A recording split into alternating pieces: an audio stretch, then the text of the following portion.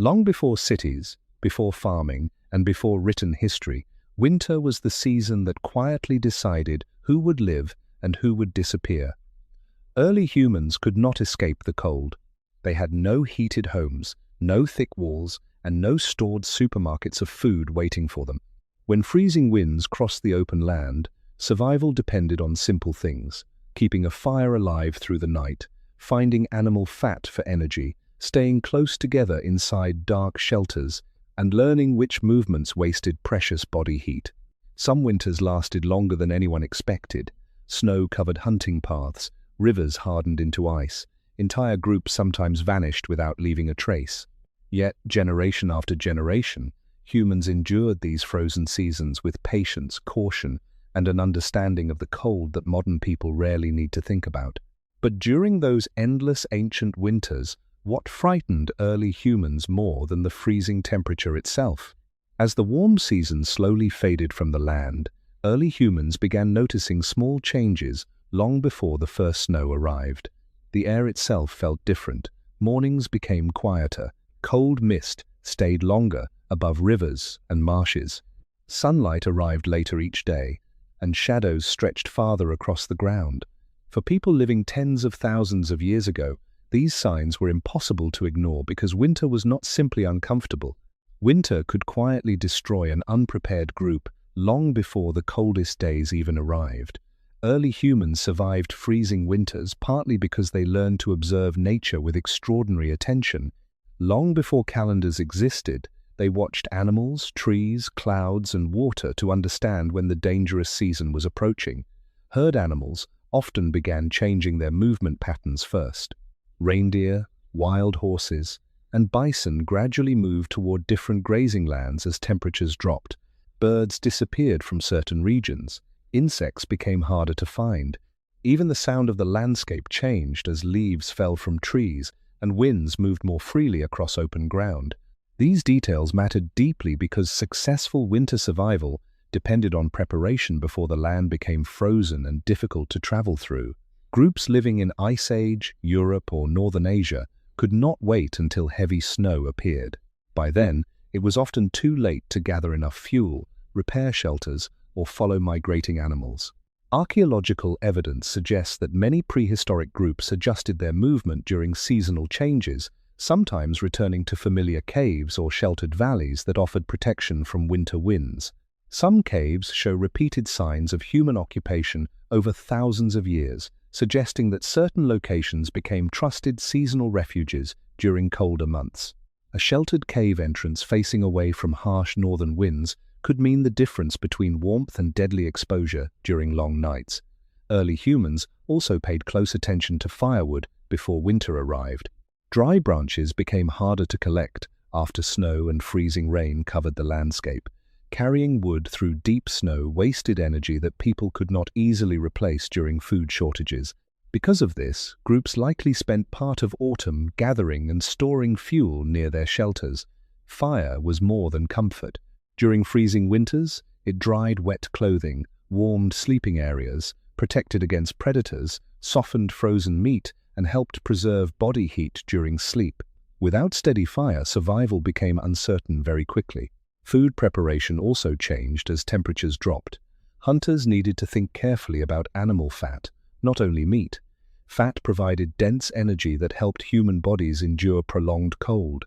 Anthropologists studying hunter-gatherer survival patterns have noted how important fat-rich animals were in northern environments. Lean meat alone could not always provide enough calories during extreme winter conditions. This meant successful hunts before heavy snow became critically important. Some groups likely dried meat or stored frozen carcasses naturally in cold environments where low temperatures slowed decay. Winter preparation also affected daily movement. During warmer months, people could travel farther while searching for food or materials. But as winter approached, conserving energy became increasingly important. Deep cold forced humans to move more carefully because unnecessary exhaustion increased the risk of illness, injury, or freezing. Even crossing icy ground carried danger. A twisted ankle or broken bone during winter could threaten the survival of an entire small group.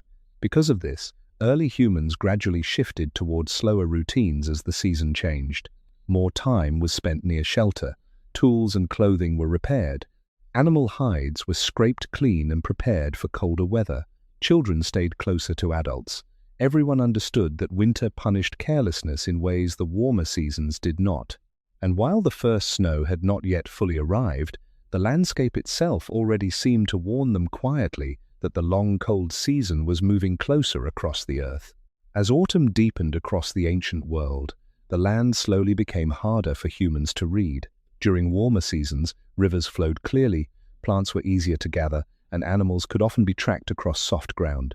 But before winter arrived, familiar patterns began changing in quiet and unsettling ways. Early humans depended heavily on these patterns because they had no written forecasts, no stored maps, and no certainty about how severe the coming cold might become. Survival depended on noticing the smallest details before conditions became dangerous. One of the clearest warnings came from water itself. In colder regions, shallow pools and river edges began freezing during the night. Thin layers of ice appeared in the early morning darkness, then melted again under weak daylight. These first signs of freezing told people that the season was changing rapidly. Rivers were extremely important to prehistoric groups because they provided drinking water, fish, travel routes, and access to animals that gathered nearby. But winter slowly transformed rivers into hazards. Ice could block movement, hide deep cracks beneath snow, or make water difficult to reach.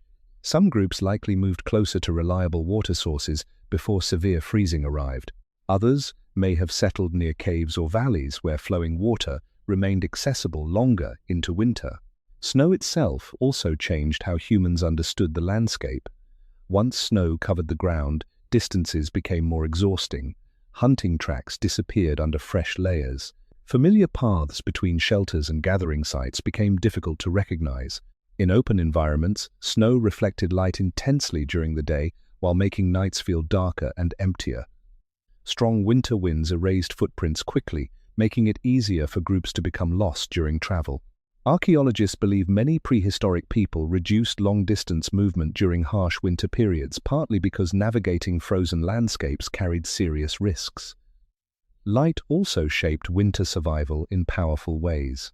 During Ice Age winters, daylight hours became extremely short in northern regions. Some prehistoric humans may have spent long periods in dim environments, lit mainly by firelight. This affected daily routines. Hunting time became shorter. Tool-making and clothing repair likely moved closer to fires inside shelters. Darkness arrived early and stayed for many hours. Without artificial lighting beyond flames and simple lamps fueled by animal fat, winter nights must have felt immense and deeply quiet. Anthropologists, studying traditional cold-weather hunter-gatherer societies, have observed that winter often brought slower rhythms of life. People rested more, conserved energy, and focused carefully on maintaining warmth and food supplies rather than unnecessary movement. Animals also revealed valuable information about the coming cold. Herds sometimes migrated earlier than expected if temperatures dropped quickly. Thick winter fur began appearing on many species. Some smaller animals disappeared underground or became inactive. Predators changed their behavior as food became scarcer. Wolves, for example, may have traveled closer to human camps during difficult winters, drawn by food scraps or weakened prey animals. Early humans needed to understand these seasonal shifts because their own survival was closely connected to the behavior of surrounding animals. Even the air inside shelters changed as winter approached. Dampness became dangerous in cold environments because wet skin and wet clothing removed body heat rapidly.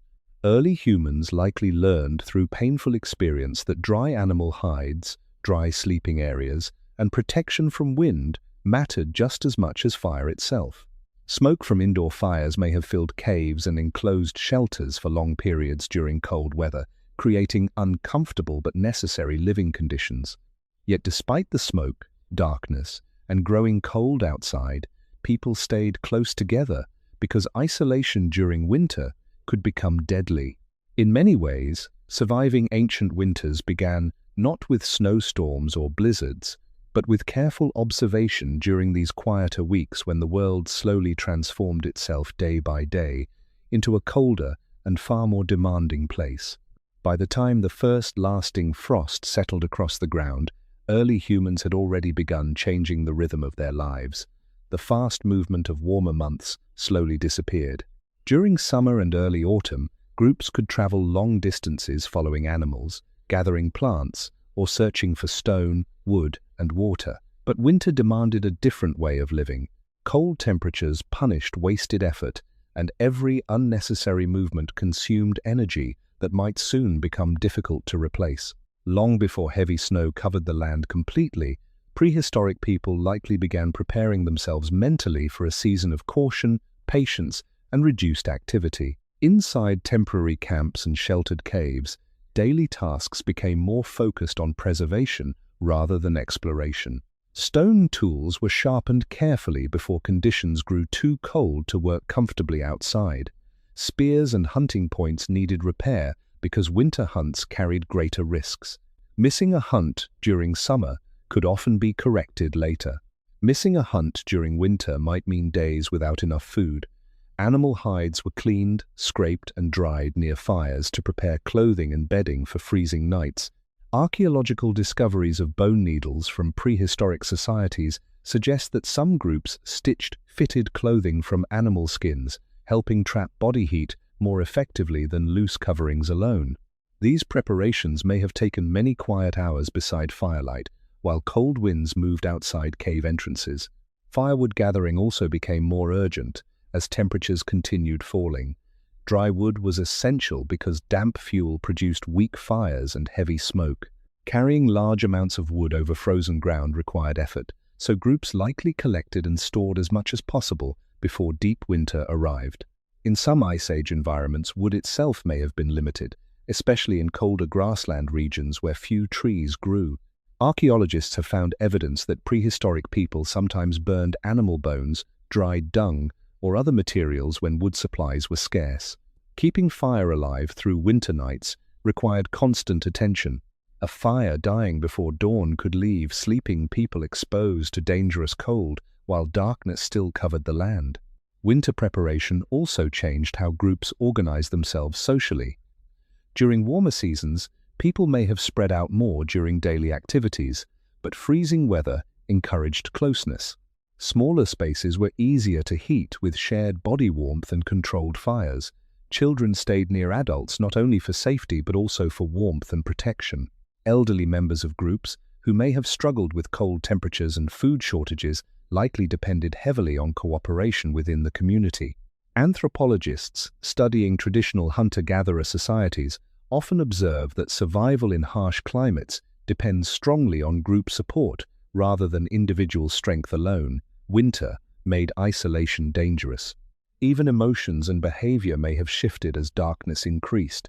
Long nights limited activity and encouraged quieter routines. Without modern distractions or artificial light, people spent many hours listening to fire sounds, wind outside shelters, distant animal calls, and the breathing of others nearby. Storytelling may have become especially important during winter because it allowed groups to pass time while remaining safely sheltered. Some archaeologists believe long winter evenings may even have helped strengthen language, memory, and social traditions among prehistoric humans. The season forced people indoors together for extended periods, creating rare moments of stillness in lives otherwise shaped by constant survival work. Outside the shelters, the landscape itself continued changing.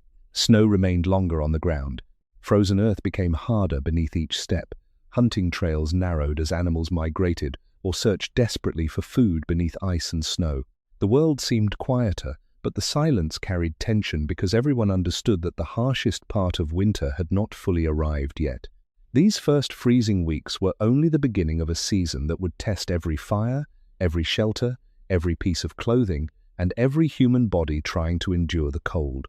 As winter tightened its grip across the prehistoric world, shelter became one of the most important parts of survival. Cold alone was dangerous, but cold combined with wind, wetness, and exhaustion could quickly overwhelm the human body. Early humans understood this through experience gathered over countless generations. Long before permanent houses existed, people searched carefully for places where the landscape itself could provide protection from freezing weather. During the Ice Age and other cold periods of prehistory, many groups returned repeatedly to familiar shelters that had already proven safe during earlier winters.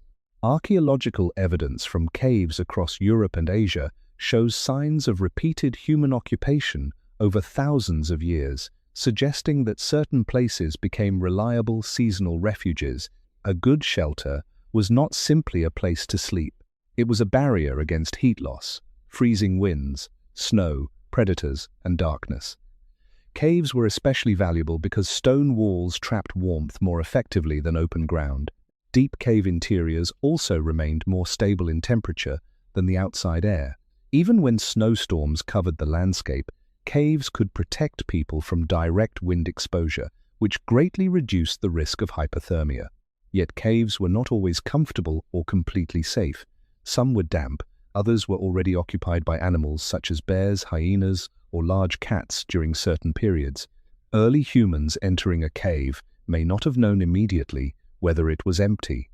Signs like bones, tracks, smells, or old nesting areas likely warned them if predators had used the shelter recently. In some regions, evidence suggests that humans and cave bears alternated occupying the same caves during different seasons over long stretches of time. When caves were unavailable, prehistoric people created shelters from materials they could gather nearby.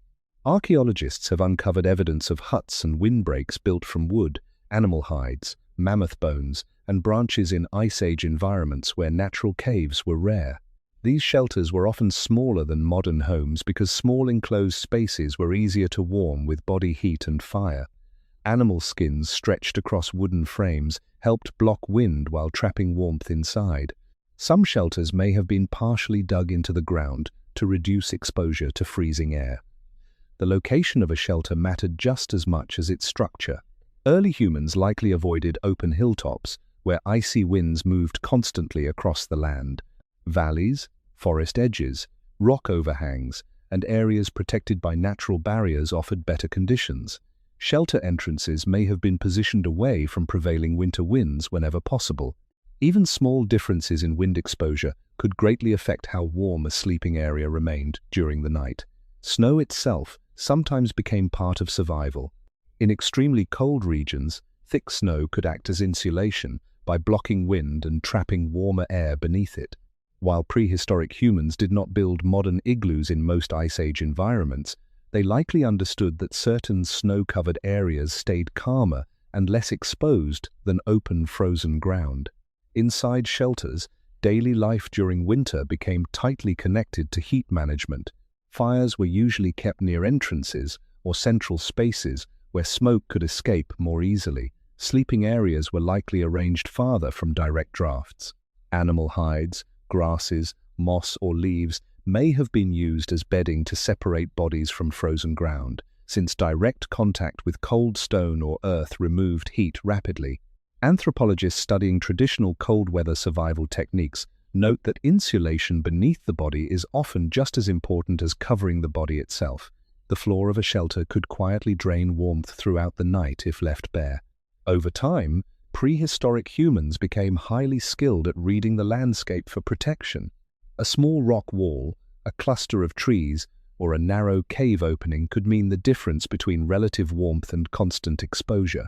Winter survival depended less on comfort than on reducing suffering little by little wherever possible. Every blocked gust of wind, every dry sleeping surface, and every protected fire gave people a better chance of enduring another frozen night. Inside a prehistoric winter shelter, life was often quiet, crowded, and shaped entirely by the struggle to preserve warmth. Once darkness covered the land and freezing winds moved outside, people gathered close together within caves, huts, or temporary shelters made from hides and wood. These spaces were rarely large. Smaller shelters trapped heat more effectively, and every person inside added a small amount of body warmth to the air. During the coldest seasons, survival depended not only on finding shelter, but on carefully organizing life inside it.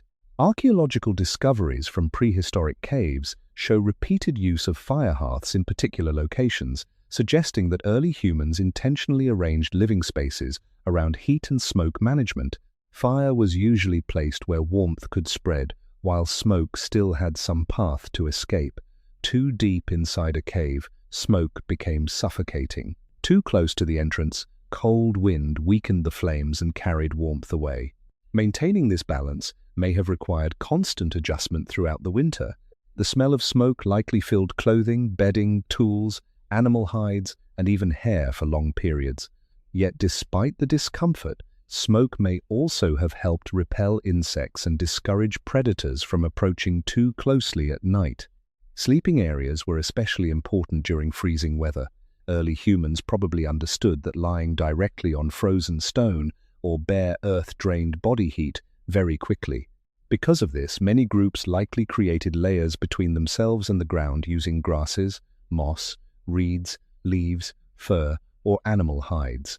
Some archaeological sites preserve traces of plant material that may have been used as bedding thousands of years ago. These sleeping layers provided insulation while also helping keep bodies drier in damp cave environments.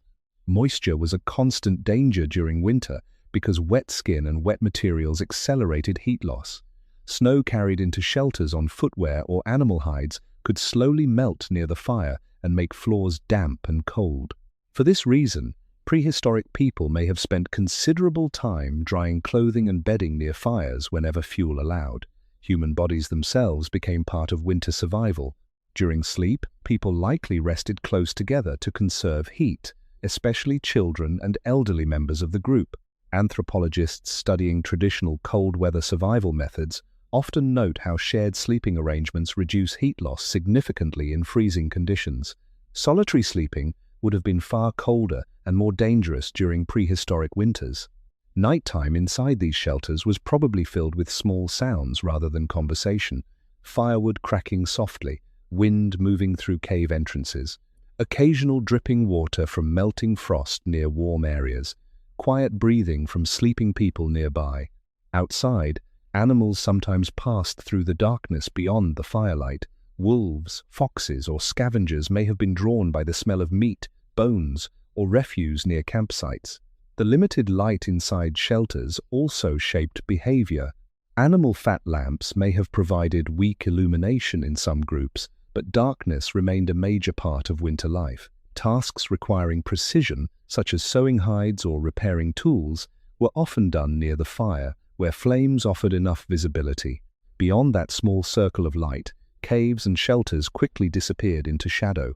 During long winters, people likely spent many hours sitting quietly because movement itself consumed valuable energy. Food shortages made conservation extremely important. A person who became exhausted, injured, or sick during winter placed additional strain on the entire group. This encouraged slower routines and careful use of resources. Even simple daily actions, such as collecting snow for water or stepping outside during storms, carried risk. Yet despite the harshness of these conditions, shelters also created moments of closeness rarely possible during more mobile seasons. People remained together for long periods, sharing heat, food, stories, tools, and silence while winter continued outside. The shelter became more than protection from weather. It became a small, controlled space where human life continued carefully against the cold darkness surrounding it. Even the best prehistoric winter shelters were far from comfortable. A cave or hide-covered hut could protect people from wind and snow, but survival inside these spaces often came with constant physical hardship. Cold air still entered through openings. Smoke collected beneath cave ceilings. Dampness spread slowly across stone walls and bedding. During long winters, early humans endured these conditions for weeks or months because leaving shelter too often exposed them to even greater danger outside. Archaeological evidence suggests that many prehistoric groups repeatedly repaired and adjusted their shelters throughout the cold season, trying to reduce heat loss wherever possible. One of the most difficult problems was smoke. Fire was essential for warmth, cooking, drying hides, and protection, yet most prehistoric shelters had poor ventilation. In caves especially, smoke could gather heavily inside if fires burned too deep from the entrance. Human lungs and eyes were constantly exposed to ash and smoke particles. Scientists studying ancient cave sediments have found layers of charcoal and soot showing that fires burned repeatedly in enclosed spaces over very long periods. Some researchers believe prehistoric humans may have suffered from chronic smoke inhalation during winter months, especially children and older adults who spent more time near indoor fires. Yet allowing the fire to weaken was often far more dangerous than breathing smoke. The warmth of flames remained necessary every night. Dampness created another serious challenge. Snow carried into shelters slowly melted near fires, turning parts of the ground wet and cold. In caves, moisture often seeped naturally through rock walls or condensed in colder sections away from the firelight. Wet bedding could quickly become dangerous because the human body loses heat much faster in damp conditions. Animal hides needed regular drying and repositioning to remain useful during winter. Some groups may have rotated sleeping areas or rebuilt bedding layers repeatedly as materials became compressed, dirty, or soaked with moisture over time. Small shelters also created tension around space. During severe cold, people stayed close together because shared warmth improved survival. But crowded conditions reduced comfort and privacy almost completely. Tools, food remains, hides, fuel, and sleeping materials all occupied the same limited area. Children moved among adults while fires burned nearby, creating constant risk of burns or accidents. At night, people may have slept lightly, partly because maintaining fire required attention even during darkness. A dying fire before dawn could allow temperatures inside the shelter to drop dangerously low within hours. Outside the shelter, winter animals still posed threats. Hungry predators sometimes approached human camps, searching for scraps or weakened prey. Wolves may have circled near fires during difficult winters. Cave hyenas and large cats existed alongside humans in some Ice Age regions, competing for shelter and food sources. Even smaller scavengers could become problems if stored food was left unprotected. Early humans likely learned to recognize animal sounds outside their shelters during the night, understanding which noises signaled danger and which did not. Winter storms themselves could also threaten shelters directly. Strong winds damaged hide coverings and weakened temporary structures. Heavy snow sometimes blocked entrances or collapsed poorly supported roofs. In open environments, maintaining a shelter through an entire winter may have required continuous repair using frozen hands and limited materials. Archaeologists studying prehistoric campsites have found evidence that some shelters were rebuilt many times, suggesting that winter survival demanded ongoing maintenance rather than permanent security. Despite all these difficulties, a reliable shelter still dramatically improved a group's chance of survival. Without protection from wind and exposure, the human body loses heat rapidly, especially during sleep. Early humans understood this not through scientific theory, but through direct experience repeated across generations. A warmer sleeping place, a drier bedding layer, or a fire protected from wind could quietly save lives during harsh winters. Over time, humans became increasingly skilled at shaping small protected spaces against the cold, slowly learning that survival often depended not on defeating winter, but on reducing suffering one careful detail at a time. During prehistoric winters, few things were more important than keeping a fire alive. Fire gave warmth, light, protection, and a small sense of safety against the frozen darkness outside the shelter. Long before modern heating existed, early humans survived freezing temperatures partly because they learned not only how to create fire, but how to protect it carefully through long winter nights. In cold environments, losing fire could become a serious danger very quickly, especially during storms or periods of deep snow, when finding dry fuel and creating new flames became extremely difficult. Archaeological evidence shows that humans controlled fire hundreds of thousands of years ago, and by the time Ice Age winters shaped much of northern Eurasia, fire had already become central to human survival. Yet maintaining fire during winter required constant effort. A prehistoric fire was not something people could ignore once it started burning. Someone always needed to watch it, feed it, or protect the remaining embers from dying completely. Dry fuel mattered enormously. Wet branches collected after snowfall or freezing rain produced weak heat and heavy smoke. Because of this, groups often gathered wood before severe winter conditions arrived. Some archaeologists believe prehistoric people stored fuel inside shelters or under rock overhangs to keep it dry during storms. In colder grassland regions where trees were scarce, people may have burned animal bones or dried dung alongside wood to maintain heat. Even small fires consumed large amounts of fuel over long winter nights. Early humans likely understood exactly how much firewood was needed to survive until morning. Inside caves and shelters, fire changed daily life completely. Before sunset, people may have gathered around the flames while preparing food, repairing clothing, or shaping tools from stone and bone. Firelight extended human activity beyond daylight hours, which became especially important during winter when darkness arrived early. Without fire, prehistoric shelters would have become nearly impossible to inhabit comfortably after sunset. Temperatures inside caves could still remain cold, but fire created small areas where hands could warm, hides could dry, and frozen bodies could slowly recover after exposure outside. The emotional effect of fire may have been just as powerful as its physical warmth. During long winter nights filled with wind and darkness, flames created movement, sound, and light inside otherwise silent shelters. Anthropologists studying traditional human societies often note how fire encourages social gathering, storytelling, and shared routines. For prehistoric groups facing dangerous winters, the fire became the center of shelter life. People slept near it, worked near it, and likely watched it carefully, even while resting. The arrangement of bodies, bedding, and tools inside shelters often revolved around the hearth. But fire also carried danger. Sparks could damage dry hides or bedding materials. Children sleeping too close risked burns.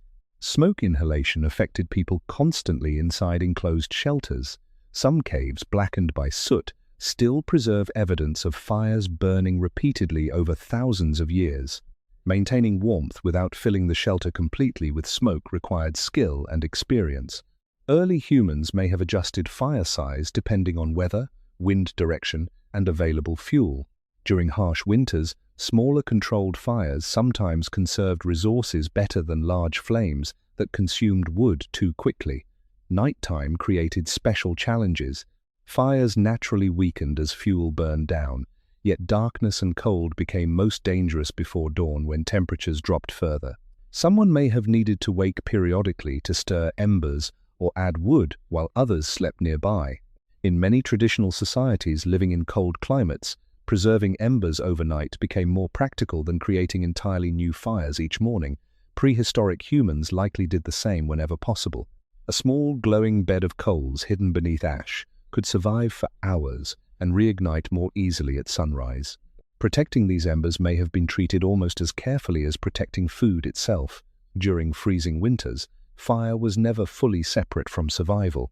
Every warm sleeping space, cooked meal, dried hide, and quiet night inside a shelter depended on flames continuing to burn against the cold waiting outside. For early humans living through freezing winters, the most important part of a fire was often not the flames themselves, but the glowing embers hidden beneath the ash.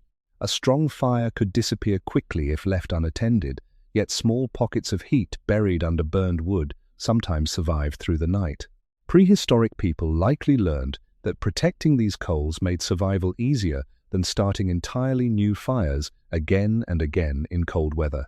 Creating fire from scratch required dry material, effort, and time, all of which became harder to manage during storms, snow, or freezing wind. Because of this, ancient groups probably treated living embers with great care during winter months. Anthropologists studying traditional societies have observed many methods for preserving fire over long periods rather than repeatedly recreating it. Some groups buried hot coals beneath ash to slow the loss of heat overnight. Others carried smoldering material during travel using bark containers, animal dung, fungus, moss, or partially burned wood that could stay warm internally for many hours. Although direct evidence from deep prehistory is difficult to preserve archaeologically, it is very likely that prehistoric humans used similar techniques during seasonal movement. Carrying fire through a frozen landscape was often safer than risking the failure of making a new one after arriving at a cold shelter. Winter made this especially important because dry tinder became difficult to find once snow and moisture covered the land. Even if people knew how to create sparks or friction fires, success was never guaranteed under harsh conditions. During migration between shelters or hunting grounds, fire probably moved with the group almost like a living companion. Someone may have been responsible for watching over the embers while others carried tools, hides, or food. Protecting fire from snow, rain, and strong wind required patience because a single mistake could leave an entire group without warmth by nightfall. In open Ice Age environments where temperatures dropped far below freezing, this risk became extremely serious. Without fire, wet clothing dried slowly or not at all. Frozen meat became harder to soften and eat. Darkness inside shelters deepened immediately after sunset. Human bodies lost heat faster during sleep, especially children and older adults. Archaeologists studying prehistoric cold weather survival often emphasize that fire allowed humans to occupy regions that otherwise would have been nearly impossible to survive during winter. Losing it could force a group to abandon a shelter entirely. The fear of fire dying may have shaped many nighttime routines. Before sleep, people likely checked fuel supplies carefully. Larger pieces of wood may have been placed strategically to burn more slowly through the darkest hours before dawn. Ash sometimes covered glowing embers to preserve heat longer. During storms, keeping the fire protected from sudden gusts or drifting snow became especially difficult in temporary shelters. Even caves offered no guarantee if fuel supplies ran low. Some prehistoric groups may have rationed wood carefully during harsh winters, balancing immediate warmth against the danger of exhausting fuel before temperatures improved. Fire also influenced movement itself. Groups could not simply wander endlessly during winter because fire needed fuel nearby. Areas with access to wood, brush, or burnable materials became more valuable as cold intensified. This may partly explain why some prehistoric campsites show repeated winter occupation in locations near forests, river valleys, or sheltered areas with reliable resources. Over many generations, humans slowly learned how to shape their lives around maintaining heat. In some ways, winter survival became a continuous effort to protect small, fragile sources of warmth against a landscape filled with cold, wind, darkness, and ice. A few glowing embers hidden beneath grey ash may not have looked powerful, yet during prehistoric winters, those quiet coals often stood between safety and deadly exposure. While snowstorms moved across the land outside, entire groups sometimes slept beside a fading fire, trusting that enough hidden heat would still remain when morning finally returned. During the longest prehistoric winters, fire became more than a survival tool. It shaped the entire emotional atmosphere of human life, inside shelters, surrounded by snow, darkness, and cold. When night arrived early across frozen landscapes, small circles of firelight created one of the few stable and comforting sights people could rely on. Beyond the glow of the flames, the world often disappeared completely into darkness. Wind moved across cave entrances. Snow drifted quietly outside. Animal sounds echoed through the distance. Yet inside the shelter, the fire continued to flicker, crackle, and produce warmth against the cold pressing from every direction. Archaeologists studying ancient hearths have found that fire locations inside caves often remained remarkably consistent over long periods of occupation. This suggests that people organized much of their shelter life around the fire itself. Sleeping places, working spaces, food preparation, and social interaction all gathered near the warmth and light. During winter, this closeness likely became even more important because darkness lasted so long each day. Human sleep patterns may also have changed during these ancient winters. Without electric light, people naturally followed the rhythms of firelight and darkness more closely. Anthropologists and sleep researchers studying pre-industrial societies have noted that long winter nights often encourage longer periods of rest and quieter evening activity. Early humans may have spent extended hours lying near fires, drifting between sleep and wakefulness while listening to the sounds of burning wood and breathing from others nearby. The warmth from a stable fire allowed bodies to relax more deeply than exposure to freezing temperatures outside. Yet sleep was probably never completely secure. Fires needed attention. Fuel could run low. Sudden storms might force people to wake and protect the shelter or gather more wood. Even during rest, awareness of the cold remained close. Firelight also changed how humans experienced fear during winter nights. Darkness in prehistoric environments carried real dangers. Predators moved more actively after sunset. Strange sounds outside the shelter could not always be identified clearly. In open landscapes covered with snow, even moonlight reflected strangely across the frozen ground. Fire created a visible boundary between the protected human space and the unknown darkness outside. Many anthropologists believe fire played an important psychological role in reducing fear and stress among early human groups. Watching flames together may have provided a calming sense of control in environments where people controlled very little else. Storytelling likely became deeply connected to these winter fires.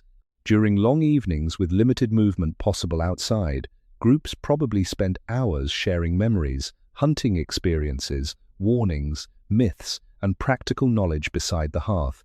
Some researchers believe the development of stronger social bonds and spoken traditions may have been encouraged partly by these extended periods spent together around firelight during colder seasons. Winter forced people into close proximity for survival, and fire gave them a central gathering place where communication could continue long after sunset. Children growing up during prehistoric winters may have learned much of their community's knowledge while sitting near these fires, listening to older voices speak through the darkness. The smell and sound of fire also became deeply familiar parts of winter life. Smoke clung to animal hides, hair, tools, and cave walls. Ash gathered beneath sleeping areas. Tiny sparks rose upward into blackness above the hearth. Even the movement of shadows across cave stone may have shaped how people imagined the world around them. Some archaeologists studying prehistoric cave art have suggested that flickering firelight may have influenced how humans viewed painted animals and shapes along cave walls, making them appear to move in shifting shadows. In this way, fire transformed not only physical survival, but also human experience itself during winter. It gave warmth to frozen bodies, light to long nights, and a center around which small groups of people could remain together, while cold winds moved endlessly beyond the shelter entrance. For early humans facing freezing winters, clothing was not about appearance or decoration. It was a form of protection that stood directly between the human body and deadly cold. Long before woven fabrics existed, prehistoric people relied mainly on animal hides and fur to survive low temperatures, snow, wind, and freezing nights outdoors.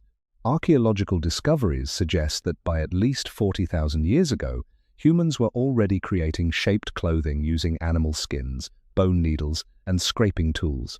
In colder Ice Age regions, this knowledge became essential because exposed skin could lose heat rapidly in freezing air.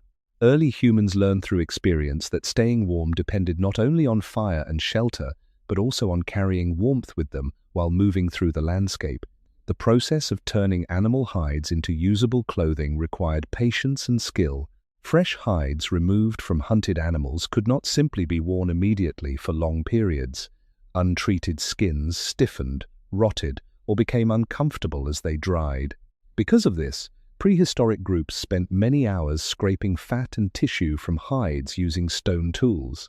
Some hides may have been softened with animal brains, fat, smoke, or repeated stretching to make them more flexible. Anthropologists studying traditional hide-working techniques have found that preparing winter clothing from animal skins can require days of careful labor, even with simple tools. During prehistoric winters, this work was likely performed close to fires where warmth and smoke help dry materials more slowly and evenly. Fur itself provided one of the best natural insulations available to Ice Age humans. Animals surviving cold climates already carried thick winter coats designed to trap heat close to the body. By wearing these skins, humans borrowed part of that natural protection. Reindeer, bison, wolves, foxes, and other cold-adapted animals may all have provided useful hides depending on the region and season. Some researchers believe layered clothing became especially important during the later Ice Age, as humans spread farther into northern environments with harsher winters. Loose outer hides could block wind, while softer inner fur trapped warm air near the skin. Certain body parts needed special protection. Hands, feet, ears, and faces lose heat quickly because they are exposed and receive less blood flow during extreme cold. Archaeological evidence from bone needles and shaped hide fragments suggests that prehistoric people likely created fitted coverings such as boots, leggings, gloves, or hooded garments in some cold regions. Proper footwear mattered greatly because standing or walking on frozen ground for long periods drained heat continuously from the body. Snow entering footwear and melting near skin created even greater danger. Early humans may have lined boots with dry grass, fur, or moss to improve insulation and absorb moisture. Dryness itself became one of the most important parts of winter survival. Wet clothing removes body heat much faster than dry material, especially in freezing wind. Snow melting into hides near fires or during travel could quietly create dangerous conditions without immediate warning. Because of this, prehistoric groups likely spent considerable time drying clothing near hearths whenever possible. Hides hung beside fires may have become a common sight inside winter shelters. Smoke from indoor fires probably helped preserve certain skins, while also leaving a strong smell embedded in the clothing itself. Winter travel forced people to think carefully about clothing every day. A person leaving shelter underdressed risked freezing during sudden weather changes or long hunts. But too many heavy layers during strenuous movement could cause sweating, which later became dangerous once activity slowed. Anthropologists studying survival in cold environments often note that managing moisture is just as important as managing warmth. Early humans may not have understood this scientifically, but generations of experience taught them that damp clothing, frozen feet, and chilled skin could slowly weaken even healthy people during long winters. In many ways, prehistoric winter clothing became a moving shelter of its own, allowing human beings to carry a fragile layer of warmth across a frozen and unforgiving world. For prehistoric humans, staying warm during winter was closely connected to staying dry. Cold air alone was dangerous, but cold combined with moisture became far more threatening to the body. Snow melting into clothing, wet feet during travel, damp bedding inside shelters, or sweat trapped beneath heavy animal hides could slowly remove body heat hour after hour. Early humans likely understood this through direct experience long before anyone understood the science of heat loss. A person whose clothing became soaked in freezing weather often grew weaker very quickly, especially after movement stopped and the body began cooling down. During winter hunts or long walks across snowy ground, animal hide clothing frequently came into contact with ice, frost, and wet vegetation. Snow sticking to fur sometimes melted near body heat or firelight, leaving the inside layers damp. Crossing partially frozen rivers or stepping through hidden slush beneath snow could soak footwear completely. In cold environments, wet feet created serious problems because toes lose heat rapidly. Frostbite and numbness may have affected prehistoric people during severe winters, especially when traveling long distances. Anthropologists studying traditional cold weather survival techniques often observe that protecting feet is one of the most important parts of winter survival. Early humans may have lined footwear with grass, fur, moss, or dry plant fibers, partly because these materials absorbed moisture while adding insulation. Managing sweat was also surprisingly important. Thick fur clothing trapped heat effectively, but heavy physical activity during hunting or carrying materials could quickly overheat the body. Sweat, forming beneath layers, became dangerous later when people rested or cold winds reached damp skin. Modern cold weather survival experts often warn that sweating excessively in freezing conditions increases the risk of hypothermia once activity slows. Prehistoric humans likely discovered similar lessons through painful experience. Hunters moving through snow may have adjusted layers, slowed their pace, or paused carefully to avoid becoming soaked with sweat beneath their winter clothing. Inside shelters, drying clothing became part of daily life. Animal hides hung near fires while smoke drifted upward into cave darkness. Boots, gloves, bedding, and fur coverings needed constant attention because damp materials could remain cold for long periods during winter. Yet drying clothing too close to flames also carried risks. Hides could stiffen, shrink, crack, or even burn if exposed to too much heat. People likely learned to rotate items carefully around the fire, balancing warmth and preservation. The smell of smoke embedded deeply into winter clothing may have become completely normal during prehistoric life. Bedding required similar care. Sleeping on damp ground or wet fur slowly drained heat from resting bodies during the night. Snow carried inside shelters melted near the hearth and spread moisture across floors. In caves, water sometimes seeped naturally through stone walls or condensed in colder areas away from the fire. To reduce this problem, prehistoric groups probably replaced bedding materials often whenever dry grass, reeds, moss, or leaves were available. Some archaeological evidence suggests that certain plants were intentionally used as floor coverings or sleeping layers because they provided insulation while helping keep bodies separated from cold surfaces. Children and older adults may have been especially vulnerable to moisture and cold. Smaller bodies lose heat more quickly, and weak circulation increases the danger of freezing conditions. Shared sleeping arrangements likely helped reduce this risk because combined body warmth dried and warmed surrounding materials more effectively than sleeping alone. During severe winter weather, people probably paid close attention to one another for signs of shivering, exhaustion, slowed movement, or unusual silence, all of which can appear during dangerous cold exposure.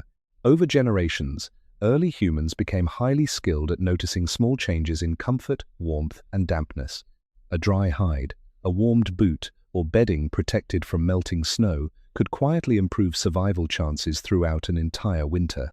In frozen landscapes where temperatures remained low for weeks at a time, warmth was precious, but dry warmth was even more valuable. Much of prehistoric winter survival depended not on dramatic battles against nature, but on small, careful habits repeated every single day, besides snow, smoke, and firelight. During prehistoric winters, clothing was never permanent. Animal hides slowly wore down through daily use, exposure to snow, repeated drying near fires, and constant movement across rough ground. Seams loosened, fur thinned in certain areas. Foot coverings became damaged by ice, sharp stone, and frozen earth. Because replacing winter clothing required time, hunting success, and skilled labor, early humans likely repaired and reused their garments as much as possible. Archaeological discoveries of bone needles dating back tens of thousands of years suggest that sewing and clothing repair became highly important skills in cold environments. These tools allowed prehistoric people to stitch hides together more carefully, creating fitted clothing that trapped heat more effectively than loose coverings alone. Winter survival depended not only on obtaining animal skins, but on maintaining them continuously through the season. Inside shelters during long evenings, some people probably spent hours repairing damaged clothing beside the fire. Thin strips of animal sinew may have been used as thread because they remained strong and flexible when prepared properly. Holes in boots, gloves, or fur coverings could not be ignored for long in freezing weather. Even small openings allowed cold air and moisture to reach the skin, gradually reducing warmth during travel or sleep. Anthropologists studying traditional cold climate clothing systems often note that layered garments work best when they remain intact and trap stable pockets of warm air. A damaged seam might appear minor, yet during severe winter exposure, it could slowly weaken the body's ability to conserve heat. Clothing also changed over time depending on the season and available animals. Thick winter hides with dense fur became especially valuable as temperatures dropped. During warmer periods, lighter coverings may have been enough, but deep winter demanded heavier insulation. Some researchers believe prehistoric humans selected certain animal skins specifically for different uses. Soft fur may have lined sleeping areas or inner garments, while tougher hides protected outer layers against wind and rough terrain. Larger hides could serve multiple purposes, functioning as blankets, bedding, shelter coverings, or wrapped cloaks during travel. Nothing from a successful hunt was likely wasted easily during harsh winters. Children growing up in prehistoric groups probably learned hide preparation and repair from watching older members of the community. Winter evenings inside shelters may have become important periods for teaching these practical survival skills. In many traditional societies, knowledge about sewing, hide preparation, and clothing maintenance passes carefully between generations because mistakes can carry serious consequences in cold environments. Prehistoric humans likely developed similar traditions over countless winters of experience. Clothing itself may even have reflected memory and survival history within small groups. A repaired boot, smoke-darkened fur cloak, or carefully stitched glove represented many hours of labor and protection against cold that people depended on daily. Winter garments also carried the smell and texture of survival. Smoke from fires settled deeply into hides. Animal fat used for softening skins left oily surfaces in some areas. Snow melted against fur and later froze again outside the shelter. Clothing became heavy with use, carrying traces of travel, work, and weather through the long season. Unlike modern clothing designed for appearance or rapid replacement, prehistoric winter garments were practical objects shaped directly by necessity. Their value came from warmth, durability, and reliability rather than decoration. Even so, archaeologists have found evidence that some prehistoric clothing and tools included beads, carvings, or decorative elements, suggesting that beauty and identity still mattered even during difficult winters. Yet survival always remained the first concern. A warm hide carefully repaired beside the fire could protect a person through another freezing journey across snow-covered land. Over many generations, humans slowly improved these clothing systems, allowing them to move deeper into colder regions and survive winters that earlier groups may not have endured. In this way, every stitched seam and repaired fur covering became part of a much larger human story about adapting to cold environments through patience, observation, and accumulated knowledge passed quietly from one winter to the next. Winter hunting in prehistoric times was slow, exhausting, and filled with uncertainty. During warmer seasons, animals were often easier to track across soft ground, and edible plants helped support human groups even when hunts failed. But once snow and ice covered the landscape, survival depended far more heavily on successful hunting. Meat provided calories, fat, hides, bones, and warmth at a time when many other food sources disappeared beneath frozen earth. Early humans living through harsh winters could not afford many failed hunts in a row. Yet hunting itself became more dangerous as temperatures dropped and conditions worsened across the land. Snow transformed the landscape in complicated ways for hunters. On one hand, fresh snow preserved tracks clearly, allowing skilled people to follow the movement of animals across valleys, forests, and frozen plains. Footprints left by reindeer, bison, horses, mammoths, or smaller animals became visible against the white ground. Experienced hunters could sometimes tell how recently a herd had passed, how quickly it was moving, or whether an animal was injured simply by studying the tracks carefully. Anthropologists and indigenous tracking traditions show that snow can reveal enormous amounts of information to skilled observers.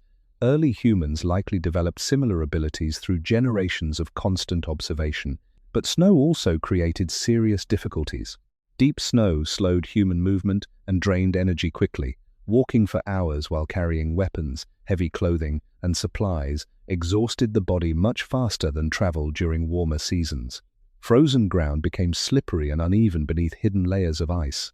Hunters risked falling, twisting ankles, or becoming separated during storms or heavy wind. In freezing conditions, even minor injuries became dangerous because cold reduced mobility and slowed recovery. Returning to shelter before darkness also mattered greatly during winter because temperatures often dropped sharply after sunset. Animals behaved differently during cold months as well. Herds migrated in search of food beneath snow-covered ground. Some animals grew weaker from winter conditions, making them easier targets, while others became more difficult to approach because open, snowy landscapes provided little cover for human hunters. Wind direction became especially important. Cold air carried scent clearly, and frightened animals could flee long distances across frozen terrain if they detected humans too early. Hunters may have moved slowly and patiently, conserving energy while waiting for the right moment, rather than chasing prey recklessly through deep snow. Winter also increased competition between humans and predators. Wolves, cave hyenas, and large cats hunted the same weakened animals during difficult seasons. A wounded prey animal attracted scavengers quickly, especially in open environments where blood trails stood out against snow. Early humans likely remained cautious around fresh kills because predators driven by hunger could become extremely dangerous during winter scarcity. Archaeological evidence from Ice Age sites suggests that humans often targeted large herd animals capable of providing significant amounts of meat and fat. Fat was especially valuable during winter because it contained far more energy than lean meat alone. Anthropologists studying northern hunting cultures have long observed that animal fat plays a major role in surviving cold climates.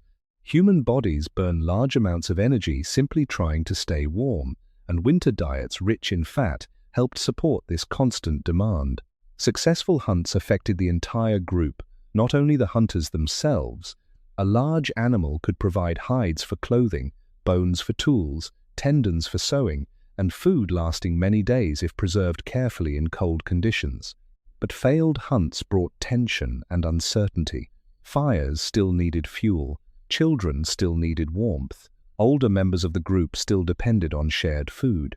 Because of this, winter hunting carried emotional weight beyond the physical danger itself. Every journey into snow-covered land represented a risk taken for the survival of others waiting back at the shelter. In the silent cold of prehistoric winters, hunters moved carefully across frozen ground, following tracks through snow while knowing that success or failure might quietly shape the fate of the entire group before spring finally returned. In winter, snow became both an obstacle and a source of information for prehistoric hunters. Across frozen valleys and open plains, nearly every movement left visible traces behind. Early humans learned to study these marks carefully because survival often depended on understanding where animals had traveled, how long ago they passed, and whether they were growing weak from the cold season. Fresh tracks, pressed into soft snow, revealed details that disappeared quickly once wind or new snowfall covered them again. A skilled hunter may have recognized the difference between the narrow prints of reindeer, the heavier marks left by bison, or the deep, wide tracks of mammoths moving slowly across frozen ground. Even broken branches, disturbed snow, or patches of exposed grass where animals had searched for food could guide hunters through the winter landscape. Tracking required patience more than speed. During harsh winters, wasting energy on unnecessary movement became dangerous, so prehistoric hunters likely moved carefully and observed constantly rather than chasing animals recklessly. Snow often helped them judge direction and distance more clearly than bare ground during warmer seasons. In open areas, entire herds sometimes left broad pathways across the landscape as they migrated between feeding grounds. Hunters may have followed these natural routes for days, knowing that animals searching for food beneath snow often returned repeatedly to familiar valleys, riverbanks, or wind-protected areas. Wind itself played a major role during winter hunts. Cold air carried scent across long distances, and prey animals surviving harsh conditions remained alert to danger. Hunters probably approached from downwind whenever possible, using hills, trees, rock formations, or snowbanks as cover. In open snowy terrain, concealment became difficult because human movement stood out clearly against the white ground. Some researchers believe prehistoric hunters used slow, coordinated movement and careful positioning to avoid frightening entire herds too early. Group hunting increased the chances of success. A single hunter facing a large Ice Age animal carried enormous risk, especially during winter when injuries became harder to survive. Archaeological evidence suggests that prehistoric humans often cooperated closely during hunts, surrounding animals or guiding them toward difficult terrain where escape became harder. Deep snow itself sometimes worked against prey animals. Humans walking carefully in groups could occasionally maneuver animals into areas where movement became slow or exhausting. Frozen rivers, narrow valleys, steep slopes, or snow-covered ravines may all have been used strategically during winter hunts. Some archaeologists studying prehistoric hunting sites believe humans sometimes drove herds toward cliffs or trapped areas, although these methods likely required planning and cooperation. Winter conditions also changed animal behavior in ways hunters learned to observe. Hungry animals searching desperately for food beneath snow often became more predictable in their movements. Weaker or injured individuals sometimes fell behind migrating herds, making them easier targets. Yet desperation affected predators too. Wolves and other carnivores followed the same herds and may have watched human hunting activity from a distance. In some situations, humans and predators competed directly for wounded prey struggling in snow. The sound of a successful kill may have attracted scavengers quickly across the quiet, frozen landscape. Once an animal was killed, the work continued. Large prey animals needed to be processed before freezing temperatures stiffened the carcass completely. Hunters used stone tools to remove meat, fat, hide, and useful bones while trying to avoid prolonged exposure to cold wind. Carrying heavy meat back to shelter across snow demanded strength and coordination. In some environments, the frozen air itself helped preserve meat naturally for later use, slowing decay during winter months. A successful hunt could sustain a group for many days, while failure increased pressure on future hunting attempts. Through countless winters, early humans became deeply familiar with the language of snow, tracks, wind, and animal movement. The frozen landscape that seemed empty at first glance actually carried constant signs for those patient enough to read them carefully. For prehistoric humans living through freezing winters, a successful hunt meant far more than simply finding food for one evening. A large animal provided warmth, tools, fuel, clothing, and precious energy during a season when survival depended on conserving every possible resource. Early humans likely used nearly every part of the animals they hunted because winter conditions made waste extremely dangerous. Archaeological sites from Ice Age environments often contain carefully broken bones, cut marks on carcasses, and evidence of hide processing, showing that prehistoric people extracted as much value as possible from each successful kill. During cold months, one animal could support an entire group in many different ways at once. Animal fat was especially important. In freezing temperatures, the human body burns enormous amounts of energy, simply trying to stay warm. Fat contains far more calories than lean meat alone, making it extremely valuable during winter scarcity. Anthropologists studying traditional northern hunting societies have observed that diets lacking sufficient fat can become dangerous even when lean meat is available in large amounts. This condition, sometimes called protein poisoning or rabbit starvation, happens because the human body cannot survive long on extremely lean food without additional fat or carbohydrates. Early humans living through Ice Age winters may not have understood the biology behind this problem, but generations of experience taught them that fatty animals helped people remain stronger through prolonged cold. Hunters likely paid close attention to marrow-rich bones, thick layers of body fat, and organs that provided concentrated nutrition. Bone marrow became particularly valuable during winter. Long bones from large animals could be cracked open using stone tools to reach the rich, fatty material inside. Archaeologists frequently find shattered animal bones at prehistoric campsites, suggesting marrow extraction was common practice. Even grease boiled from crushed bones may have provided important calories during difficult periods. In environments where food sources became limited, these small stores of energy mattered greatly. After a successful hunt, much of the group's activity may have focused immediately on processing and preserving the carcass before weather, scavengers, or freezing conditions complicated the work. Animal hides were equally important during winter. Thick fur coverings protected people from snow, wind, and freezing temperatures both inside and outside shelters. Larger hides could cover sleeping areas or reinforce shelter walls against cold air. Tendons and sinew became sewing material for repairing clothing and fastening tools. Bones shaped into needles, awls, spear points, or scraping tools extended the usefulness of a hunt long after the meat itself was eaten.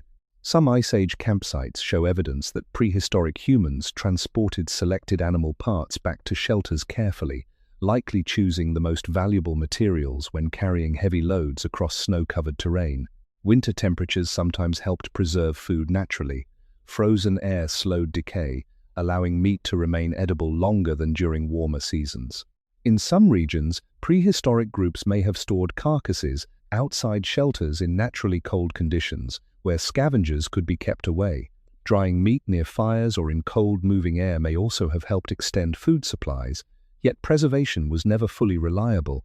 Sudden weather changes, hungry predators, or shortages of fuel for smoking meat could still threaten stored food during long winters.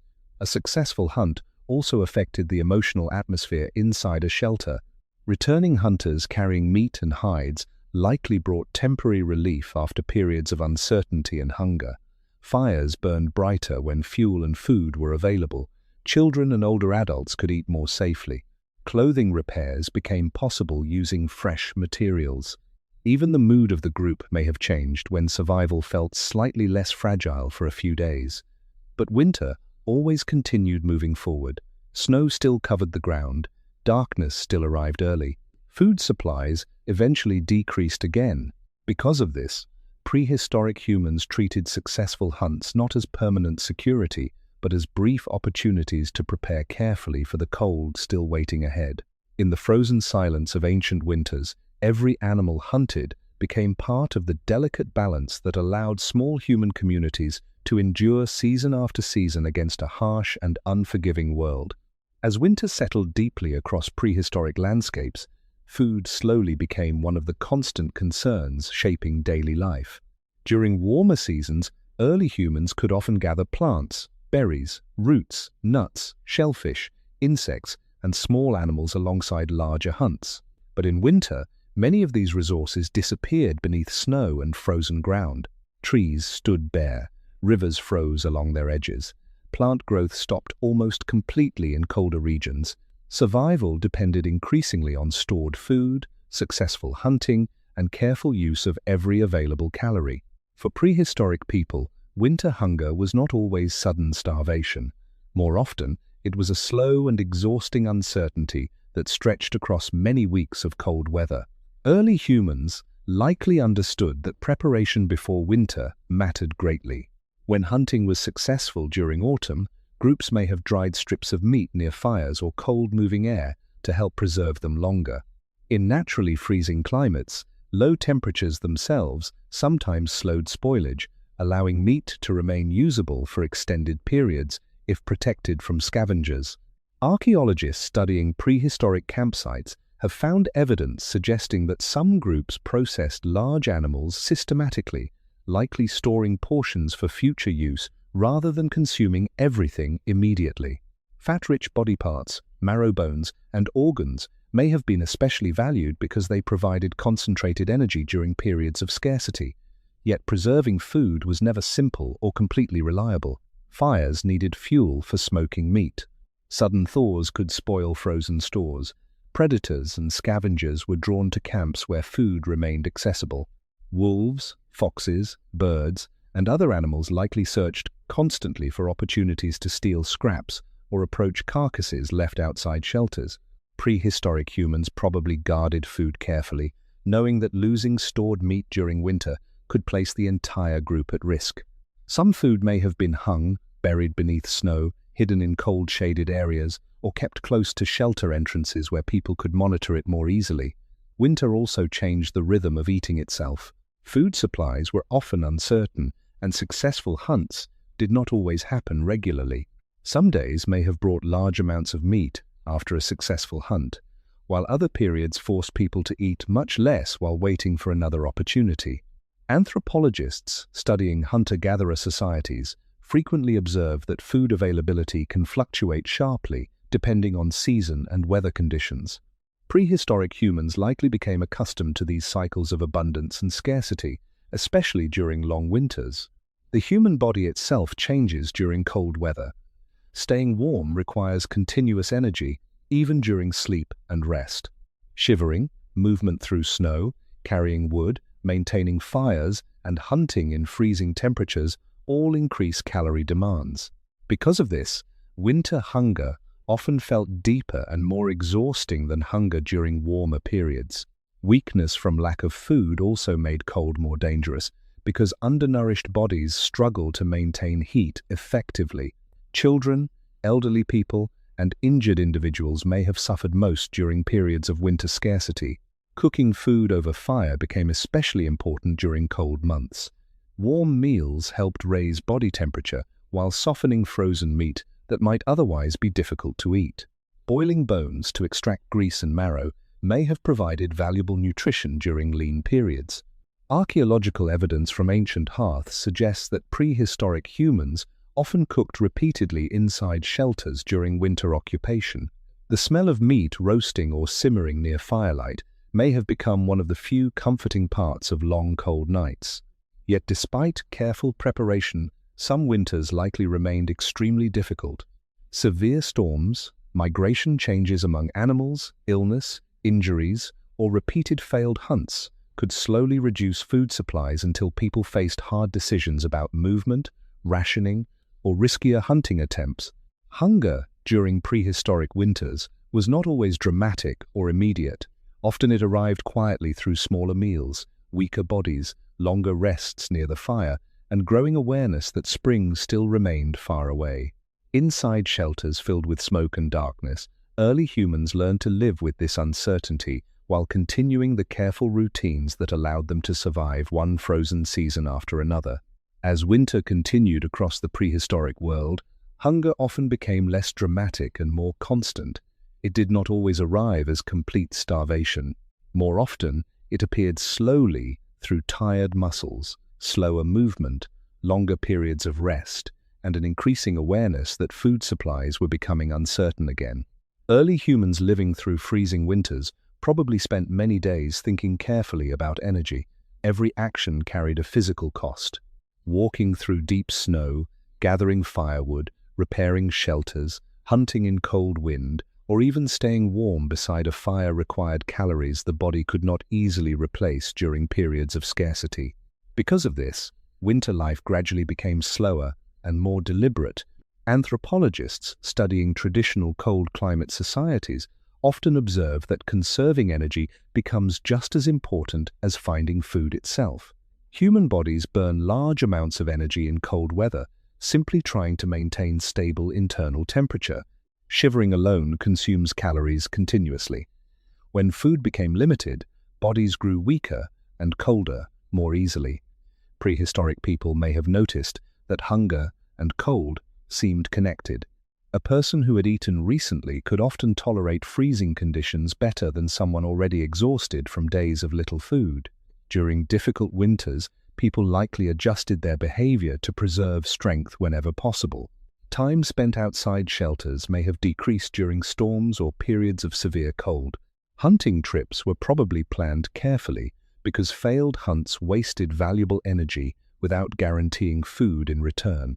Inside shelters, long hours of stillness may have become common. People sat near fires repairing tools, sewing hides, processing bones, or simply resting while conserving warmth. Children may have played less energetically during severe cold, while older adults likely remained close to the fire whenever fuel allowed. Hunger also changed the emotional atmosphere within groups. A successful hunt could temporarily ease tension, but long stretches without enough food likely created quiet anxiety that spread gradually through daily life. Archaeological evidence suggests that prehistoric humans often depended heavily on cooperation during difficult seasons. Food sharing within small groups increased the survival chances of children, injured individuals, and older adults who could not always hunt successfully themselves. Anthropologists studying hunter-gatherer societies frequently note that shared resources become especially important in unpredictable environments where no individual can guarantee steady food alone. During winter scarcity, survival depended less on independence and more on mutual support. The body responds to prolonged hunger in many ways. Movement becomes slower, hands lose warmth more easily, thinking may grow dull from exhaustion. Sleep patterns can change as weakness increases. In freezing environments, this physical decline becomes even more dangerous because cold exposure demands constant energy from the body. A weak hunter returning late through snow after an unsuccessful hunt faced greater risks of hypothermia or injury than someone well-fed and rested.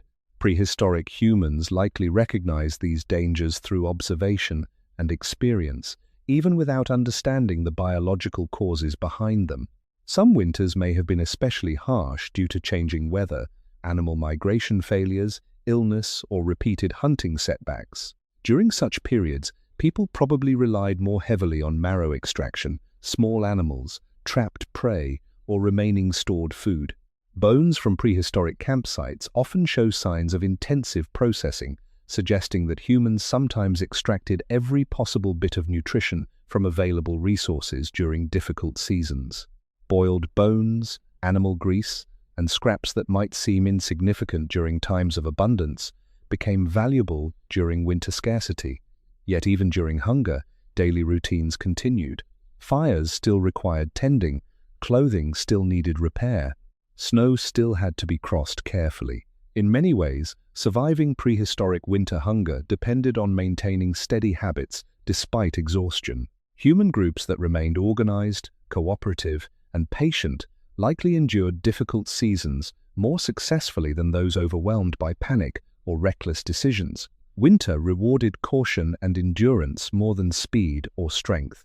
Through countless generations, early humans slowly adapted not only to cold itself, but to the long uncertainty that cold brought with it. Hunger became part of the winter landscape, as familiar as snow, darkness, smoke, and the endless effort to preserve warmth while waiting for the distant return of spring. During the hardest parts of prehistoric winter, food inside a shelter may have become carefully measured and quietly watched. A successful hunt could provide temporary relief, but cold seasons often lasted far longer than a single carcass or stored supply of meat.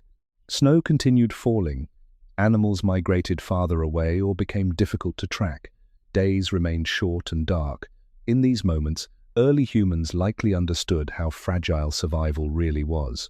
Hunger was not always sudden or dramatic.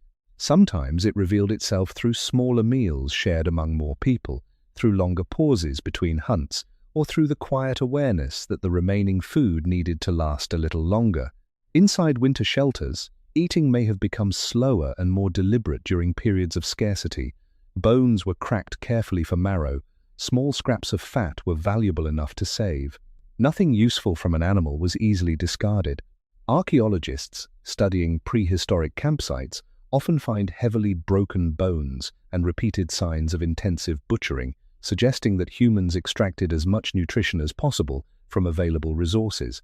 During difficult winters, even grease rendered from boiled bones may have provided important calories. The smell of cooking food inside a shelter likely carried enormous emotional weight when hunger had already lasted many days. Sharing food became one of the most important parts of group survival. Early humans rarely survived harsh winters completely alone. Children depended on adults for protection and nourishment. Injured or elderly individuals often relied on the group when they could no longer travel or hunt effectively. Anthropologists studying hunter-gatherer societies frequently observe that food sharing increases resilience in unpredictable environments because no single person can guarantee success every day. A hunter returning, empty-handed after exhausting hours in snow, still needed warmth and food to survive long enough for the next attempt. During prehistoric winters, cooperation may have mattered just as much as hunting skill itself, yet sharing limited food was not always simple emotionally. Hunger affects patience, energy, mood, and physical strength. Long periods without enough nutrition can make people quieter, weaker, and more withdrawn. During severe winters, groups likely experienced tension as supplies decreased or hunting became less reliable. But small communities surviving together for generations probably understood that selfishness carried dangers too. Protecting the group improved everyone's chances over time because survival depended on cooperation during illness, injury, storms, and failed hunts. Winter forced humans to rely on one another in ways warmer seasons did not always require. Nights inside shelters may have felt especially long during periods of hunger. Fires still needed tending even when bodies lacked energy. Children may have cried more easily from discomfort or weakness. Adults resting near the hearth probably felt constant fatigue while listening to wind outside and wondering whether weather conditions would improve enough for another hunt soon. Sleep itself can become difficult when hunger persists because the body remains alert and uncomfortable, yet exhaustion eventually forced people to rest anyway, wrapped in hides beside fading firelight while snow drifted beyond the shelter entrance. The psychological weight of uncertainty likely became part of winter life. No one could know exactly how long the cold season would last, or when animals might return to nearby areas again. A single successful hunt could temporarily restore hope, while repeated failures slowly increased fear beneath the surface of daily routines. Even so, prehistoric humans continued adapting carefully to these conditions generation after generation. They learned to stretch resources, preserve food, support one another, and survive periods when nature offered very little. Many winters were probably endured through patience rather than abundance. Small meals, shared warmth, repaired clothing, and protected fires together formed the fragile system that allowed human groups to continue living through the frozen months. In the silence of ancient winter shelters, survival often depended not on strength alone, but on the ability of people to remain connected to one another while enduring hunger, cold, and uncertainty side by side. During prehistoric winters, sleep was never completely separate from survival. Night brought darkness, colder temperatures, and greater vulnerability, especially in frozen environments where the human body could lose heat dangerously fast while resting. Early humans could not simply lie down and ignore the cold until morning. Every part of sleeping during winter required careful attention to warmth, shelter, fire, and body position. Archaeological evidence and studies of traditional cold-weather societies suggest that prehistoric people likely developed many small habits to protect themselves during long freezing nights. Survival often depended on these quiet routines repeated again and again beside the fire. One of the greatest dangers during sleep was heat loss. The human body naturally cools during rest, and cold ground removes warmth steadily through direct contact. Because of this, prehistoric groups probably created layers between themselves and the earth using animal hides, grasses, moss, reeds, leaves, or fur bedding. Some archaeological sites preserve traces of plant materials believed to have been used as sleeping surfaces thousands of years ago. These layers worked as insulation, trapping pockets of warmer air beneath the body while reducing contact with frozen stone or damp cave floors. Even a small improvement in insulation could matter greatly during severe winter conditions. Shared sleeping arrangements were likely extremely common during cold seasons. People sleeping close together conserved body heat more effectively than individuals resting alone. Children may have slept between adults for warmth and protection. Elderly members of the group, whose bodies may have struggled more with cold, probably remained nearest the fire whenever possible. Anthropologists studying survival in Arctic and subarctic regions often observe that shared warmth significantly improves nighttime survival during freezing temperatures. Early humans likely learned through generations of experience that isolation during winter nights increased danger. Fire remained central to sleep as well. Most prehistoric shelters probably kept fires burning throughout at least part of the night whenever fuel allowed. Flames provided warmth, light, and psychological comfort while reducing the immediate threat of darkness beyond the shelter entrance. Yet fires rarely stayed perfectly steady until morning. Wood burned down gradually, forcing someone to wake occasionally and feed the embers before temperatures dropped too low. During severe cold, a dying fire before dawn could become extremely dangerous because the coldest temperatures often arrived in the final hours before sunrise. People may have slept lightly at times, remaining partly aware of the fire's condition, even while resting. Winter nights also sounded different from warmer seasons. Wind moved across cave entrances or through cracks in hide shelters. Snow shifted softly outside. Frozen trees sometimes cracked sharply in extreme cold. Animal calls echoed across quiet landscapes after dark. Wolves, foxes, or scavengers occasionally approached camps, searching for scraps or weakened prey. Inside shelters, people listened to breathing, shifting hides, crackling firewood, and dripping melted frost near the hearth. These sounds likely became deeply familiar parts of winter life. Sleep itself may have followed slower rhythms during long Ice Age winters. Without artificial light, darkness naturally encouraged extended periods of rest and inactivity. Anthropologists studying non-industrial societies often note that people exposed only to natural light patterns tend to sleep differently from modern populations, especially during winter months with long nights. Prehistoric humans may have drifted in and out of sleep beside the fire, waking occasionally to tend embers, adjust bedding, or respond to sounds outside before resting again. Yet despite these adaptations, winter sleep was never entirely comfortable or secure. Smoke from indoor fires irritated lungs and eyes, crowded shelters limited movement, hunger sometimes made rest uneasy, cold still crept into shelters during storms or fuel shortages. A person waking during the night may have immediately felt the frozen air waiting just beyond the edge of the firelight. Even so, sleep remained essential because exhausted bodies could not hunt, gather wood, repair shelters, or endure prolonged cold effectively. Through countless winters, humans slowly learned how to create small pockets of warmth and rest inside a frozen world that rarely allowed complete comfort or complete safety.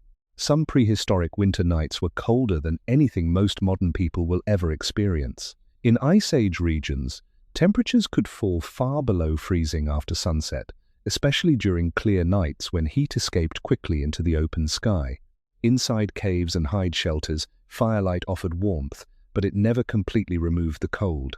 The farther a person rested from the hearth, the more sharply the temperature dropped. Beyond the small circle of light, darkness and freezing air still filled the shelter. Early humans sleeping through these nights likely remained deeply aware that survival depended on the fire continuing to burn until morning. As the hours passed and wood slowly turned to ash, the shelter gradually cooled. Someone may have awakened often to check the embers, add fuel, or stir the coals back into flame before too much warmth disappeared. The final hours before sunrise were often the most dangerous. Even today, cold weather survival experts note that temperatures frequently reach their lowest point just before dawn. Prehistoric people probably understood this from experience long before scientific explanation existed. A fire left untended too long during those hours could allow freezing air to spread quickly through a shelter already weakened by exhaustion, hunger, and dampness. Waking during the night inside a prehistoric winter shelter must have felt very different from waking in modern homes. The air may have carried the smell of smoke, animal hides, damp stone, and burned wood. Shadows moved unevenly across cave walls as the remaining flames shifted. Nearby bodies slept beneath fur coverings, while wind pressed softly against the entrance outside. Sometimes, snow drifted inward through cracks or openings. A person rising to feed the fire likely moved carefully to avoid stepping on sleeping children, tools, or bedding spread across the shelter floor. Hands exposed briefly outside blankets or hides may have felt the cold immediately. In some shelters, frost probably formed near entrances or colder corners away from the fire. Sounds during these hours became especially important. Strong wind could warn of worsening weather outside. Sudden silence from the fire might signal dying embers. Animal noises in the darkness beyond the shelter carried uncertainty because predators remained active during winter nights. Wolves may have circled near camps, following the smell of food scraps or carcasses stored nearby. Foxes and scavengers moved quietly beyond the edge of visibility. Early humans likely learned to recognize which sounds were ordinary and which suggested danger approaching through the snow. Sleep during these harsh winters was probably light and interrupted rather than deep and uninterrupted. Anthropologists studying traditional cold environment societies often observe segmented sleep patterns during long winter nights, especially in conditions where maintaining fires or monitoring weather remains necessary. Prehistoric humans may have drifted repeatedly between sleeping and waking throughout the darkness, never fully disconnected from their surroundings. The body itself responds differently during cold exposure. Fingers and feet lose warmth first. Breathing cold air dries the throat and lungs. Hunger makes the body weaker at generating heat. People already exhausted from hunting, carrying wood, or surviving long periods of food scarcity likely felt these effects more intensely during the night. Children may have pressed closer to adults beneath hides, while older members of the group stayed nearest the warmth of the hearth whenever possible. Even small changes in fire strength or wind direction inside the shelter could alter how comfortably people rested. Yet despite the danger and discomfort, prehistoric humans slowly adapted to these nightly conditions over countless generations. They learned how much fuel a fire needed before sleep, how to arrange bedding for warmth, how to share body heat effectively, and how to recognize the warning signs of dangerous cold before it became deadly. Survival did not come from completely escaping winter, because that was impossible. Instead, humans survived by creating fragile spaces of warmth and routine inside nights that remained cold, dark, and uncertain from beginning to end. While snow covered the land outside and frozen wind moved through the darkness, small groups of people rested beside fading firelight, waiting patiently for another winter morning to arrive. During prehistoric winters, survival at night depended not only on fire or shelter, but also on the presence of other people nearby. Human beings produce warmth constantly, and in freezing conditions that warmth became a shared resource. Early humans likely slept close together during winter because shared body heat helped reduce heat loss through the long cold hours before sunrise. A person sleeping alone inside a frozen shelter faced greater danger from cold exposure than someone surrounded by others beneath layers of hides and fur. Over countless generations, prehistoric communities slowly learned that closeness itself could help people survive winter. Inside caves and winter shelters, sleeping arrangements were probably shaped carefully around warmth and protection. Children may have rested between adults where heat remained more stable. Elderly members of the group, whose bodies often lose warmth more quickly, likely stayed closest to the fire whenever possible. Injured or weakened individuals may have depended heavily on the warmth of others during harsh nights. Anthropologists studying traditional cold-weather societies often observe that communal sleeping reduces fuel needs because shared body heat helps warm enclosed spaces naturally. Prehistoric humans likely discovered the same truth through experience long before scientific understanding existed. Winter forced people physically closer together than warmer seasons often required. This closeness changed more than temperature alone. During long nights beside the fire, people shared sounds, movements, breathing, and silence continuously. Sleep became something experienced collectively rather than privately. Someone waking to feed the fire heard others shifting beneath hides nearby. Children may have reached instinctively toward warm bodies while sleeping. A coughing elder, a restless hunter returning late from outside, or the crack of freezing wood in the fire all became part of the shared rhythm of winter nights. In small shelters crowded against the cold, individual lives blended closely together for survival. Anthropologists studying hunter-gatherer communities frequently note that cooperation becomes especially important in harsh environments where no person can survive completely independently for long. Winter likely strengthened these social bonds further. Shared sleeping spaces created constant awareness of the needs and conditions of others. People noticed who shivered more heavily, who slept poorly from hunger, who coughed from smoke inhalation, or who struggled to stay warm after illness or injury. This closeness may have encouraged stronger habits of caregiving and mutual attention within prehistoric groups. Even emotional comfort mattered during long, frozen nights. Darkness outside the shelter carried uncertainty. Wind, predators, storms, and hunger remained constant pressures throughout winter. Yet, lying near others beside firelight may have reduced fear in ways difficult to measure archaeologically. Modern research into human behavior consistently shows that physical closeness lowers stress and increases feelings of safety. Prehistoric humans likely experienced similar effects while resting together through dangerous winters. A sleeping shelter filled with familiar breathing, warmth, and low firelight created a sense of security that isolated individuals rarely experienced alone in the frozen landscape. Winter also slowed movement and travel, forcing groups to spend extended periods together inside confined spaces.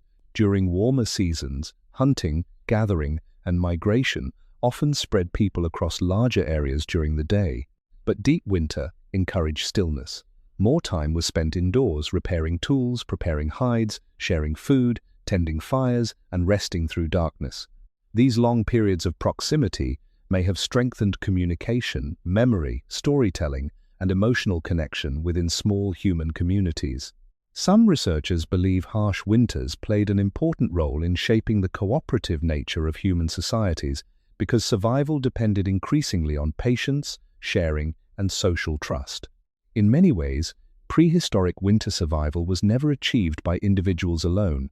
Fire could fail, hunts could fail, weather could worsen suddenly, but groups that remained organized and cooperative had better chances of enduring difficult seasons together. Through endless winters across thousands of years, humans slowly adapted not only to cold landscapes, but also to one another.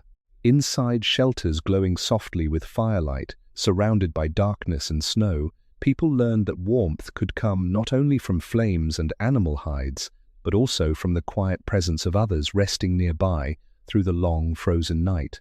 For the youngest and oldest members of prehistoric communities, winter was often even more dangerous than it was for healthy adults. Small children lose body heat faster because their bodies are smaller and less able to regulate temperature efficiently. Elderly people may have struggled with weakness, illness, slower movement, or reduced ability to stay warm during long periods of cold. Yet archaeological evidence suggests that many prehistoric groups cared for vulnerable members of their communities despite the harsh conditions they faced. Some ancient human remains show signs of severe injuries or disabilities that had healed over time, meaning those individuals survived because others helped protect and support them. During freezing winters, this kind of cooperation may have become especially important. Children living through prehistoric winters likely spent much of their time close to adults inside shelters. Near the fire, warmth remained more stable, and protection from cold wind or predators was stronger. Young children may have slept between adults beneath layered hides to preserve body heat through the night. Their clothing probably required extra attention because wet or poorly fitted coverings increased the risk of dangerous heat loss. Anthropologists studying traditional cold climate societies often note that caring for children in freezing conditions demands constant awareness. A child who wandered too far from shelter, became soaked with melting snow, or remained exposed to wind too long could weaken rapidly in severe cold. Early humans likely learned these lessons through painful experience across many generations. Winter also shaped childhood itself in quieter ways. During warmer seasons, children may have explored more freely around campsites, following adults during gathering activities or learning practical skills outdoors. But deep winter forced life inward toward the shelter and the fire. Long nights and dangerous weather limited movement, keeping children close to the group for extended periods. In these enclosed spaces, they probably listened carefully to conversations, stories, instructions, and observations from older members of the community. Winter may have become an important season for learning because people spent more time together indoors, while movement outside remained difficult. Elderly members of prehistoric groups likely faced different challenges during winter. Aging bodies often lose heat more quickly and recover more slowly from illness, hunger, or exhaustion. Joint pain, injuries, poor eyesight, or weakness may have become worse in cold weather. Hunting long distances through snow probably became difficult or impossible for some older adults. Yet age also carried valuable knowledge. Elderly individuals may have remembered migration routes, safe shelters, seasonal weather patterns, animal behavior, tool-making techniques, and survival strategies learned through decades of experience.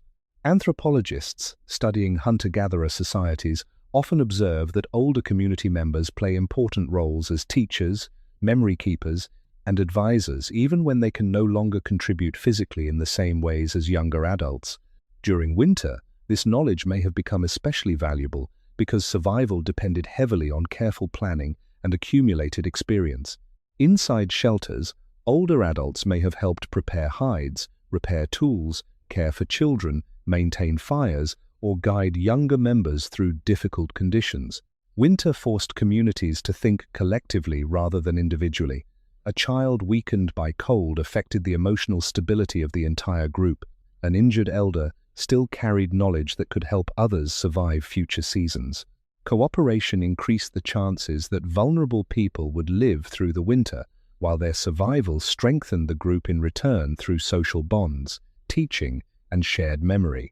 Archaeological evidence showing long-term care for injured or disabled individuals suggests that prehistoric humans were not simply isolated survivors struggling alone against nature.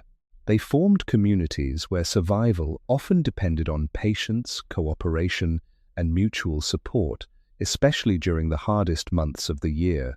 In the dim firelight of winter shelters, surrounded by darkness and snow, the weakest members of the group may have reminded everyone else why staying together mattered so deeply during the cold season. During prehistoric winters, survival depended on far more than hunting skill alone. Every member of the group likely carried responsibilities that helped the community endure the cold season together. Winter created constant work inside and outside the shelter. Fires needed fuel, clothing needed repair, food required preparation and protection from scavengers, children needed warmth and supervision, snow and moisture had to be managed inside sleeping spaces. In environments where cold punished mistakes quickly, even small tasks could affect whether the group remained healthy enough to survive until spring. Early humans gradually learned that cooperation was not simply helpful during winter, it was necessary. Different people within prehistoric communities probably focused on different forms of work depending on age, strength, experience, and physical condition. Strong adults may have traveled farther during hunting trips or carried heavy loads of wood and meat back to shelter. Others remained near the camp repairing hides, tending fires, shaping tools, preparing food, or caring for children and injured individuals. Anthropologists studying hunter-gatherer societies frequently observe flexible systems of shared labor rather than rigid fixed roles. Prehistoric humans likely adapted their responsibilities according to weather, available resources, illness, and changing needs throughout the winter season. Firewood gathering became one of the most important winter tasks. A shelter without fuel quickly became dangerous after sunset, especially during storms or periods of extreme cold. Yet gathering wood in winter often required difficult travel through snow, frozen forests, or icy terrain. Wet wood burned poorly, forcing people to search carefully for dry branches, fallen trees, or protected fuel sources. Carrying heavy bundles back to camp drained energy already limited by cold and uncertain food supplies. Even children may have helped collect smaller materials such as twigs, dry grass, or moss whenever conditions allowed. Inside the shelter, daily work continued constantly. Animal hides required scraping, drying, softening, and sewing to remain useful against the cold. Broken tools needed repair because replacing them during winter could become difficult if suitable stone or bone materials were unavailable nearby. Food preparation also demanded time and patience. Bones were cracked for marrow, meat was dried or cooked carefully near fires, and edible materials had to be protected from freezing too hard or spoiling unexpectedly during temperature changes. Some members of the group probably spent long evenings performing these quieter forms of labor, while hunters recovered from exhausting journeys through snow-covered land. Winter cooperation also depended heavily on trust. Hunters leaving shelter for long periods needed confidence that fires would remain burning and food would be managed carefully in their absence. People staying behind relied equally on hunters returning safely with resources before supplies disappeared completely. Anthropologists often note that hunter-gatherer societies survive uncertain environments, partly because cooperation spreads risk across the entire group. A single failed hunt becomes less catastrophic when food, labor, and responsibility are shared collectively rather than individually. During prehistoric winters, this shared dependence may have shaped human social behavior deeply over thousands of generations. Knowledge itself became another important contribution. Experienced individuals who understood weather patterns, animal migration routes, shelter construction, or fire management carried information that protected the group even when they could no longer perform physically demanding work. Children observing adults during winter tasks slowly learned survival habits that would later become essential for their own lives. Skills such as sewing hides, recognizing dangerous cold exposure, preserving embers, or tracking animals across snow were likely taught gradually through participation in daily routines rather than formal instruction alone. Winter created long periods where people remained close together inside shelters, allowing this knowledge to pass continuously between generations. In many ways, prehistoric winter survival resembled a fragile system where every small contribution mattered. A repaired glove protected frozen hands during hunting, dry bedding improved sleep and preserved body heat, a carefully maintained fire allowed wet clothing to dry before nightfall. Even quiet tasks performed beside the hearth carried importance because failure in one area could weaken the entire group over time. Through endless winters across Ice Age landscapes, humans slowly became not only skilled survivors of cold environments, but also highly cooperative communities shaped by the constant need to depend on one another for warmth, food, safety, and endurance. Long prehistoric winters may have shaped human communities in ways deeper than simple survival. Cold seasons forced people to spend long periods together inside shelters, while darkness, snow, and dangerous weather limited movement across the landscape. During these months, human beings depended heavily on cooperation, patience, and emotional stability within the group. A person who refused to share food, ignored the needs of others, or disrupted the routines, protecting the shelter could weaken everyone's chances of surviving until spring. Over thousands of generations, winter may have quietly strengthened the social instincts that later became central to human life itself. Inside prehistoric shelters, people experienced winter together almost constantly. Firelight illuminated the same faces night after night while storms passed outside. Shared meals, shared labor, shared warmth, and shared uncertainty connected people closely during long frozen seasons.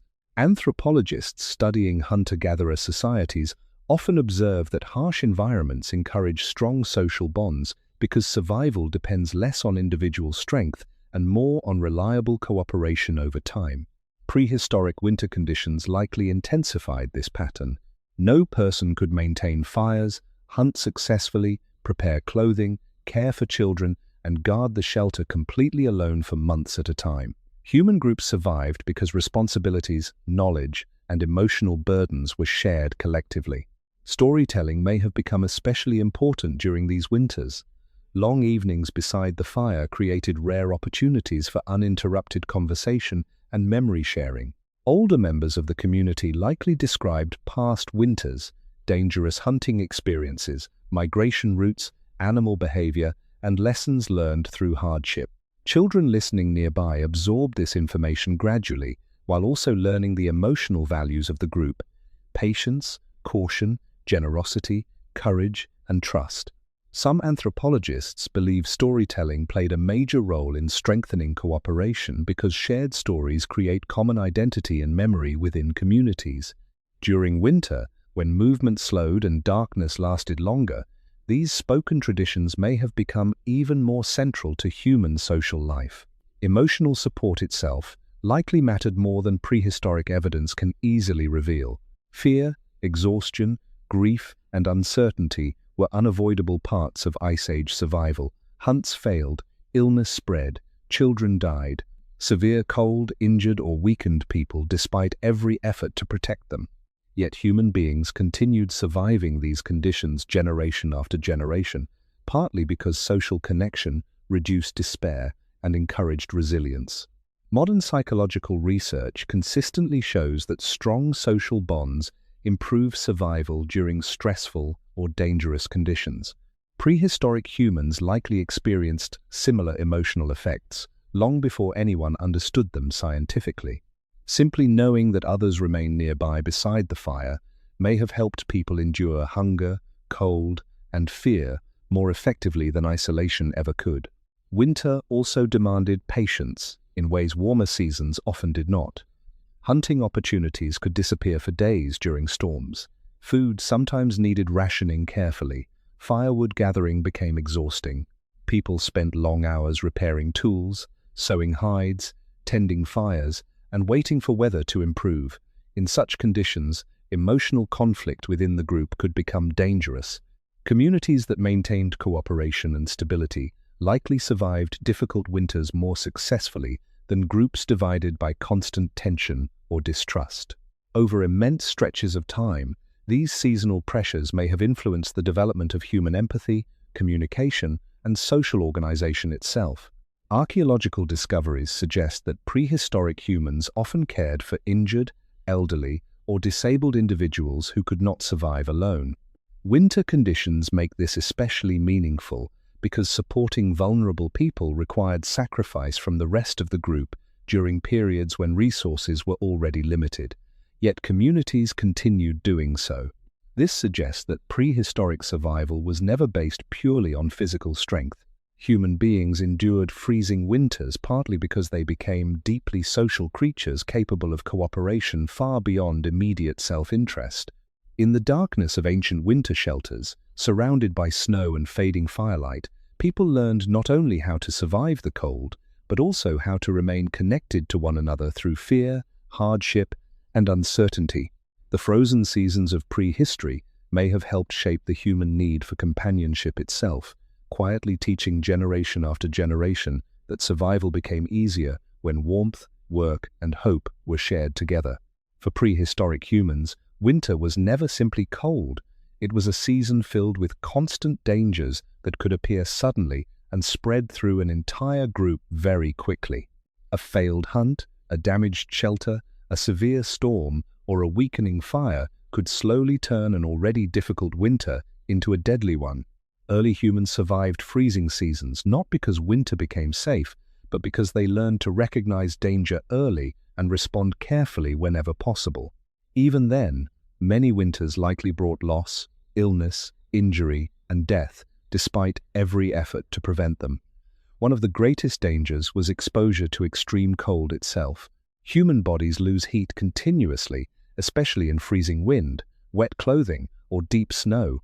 If body temperature falls too low, movement slows, thinking becomes confused, and eventually the body can no longer produce enough heat to survive. Modern science calls this hypothermia, but prehistoric humans would have understood its signs through observation long before the condition had a name. A hunter returning late through snow with wet clothing and exhausted muscles may have become quiet, clumsy, or unusually sleepy near the fire. Someone separated from the group during a storm faced enormous risk because even a healthy body weakens rapidly in severe cold without shelter or warmth. Frostbite may also have affected prehistoric people during harsh winters.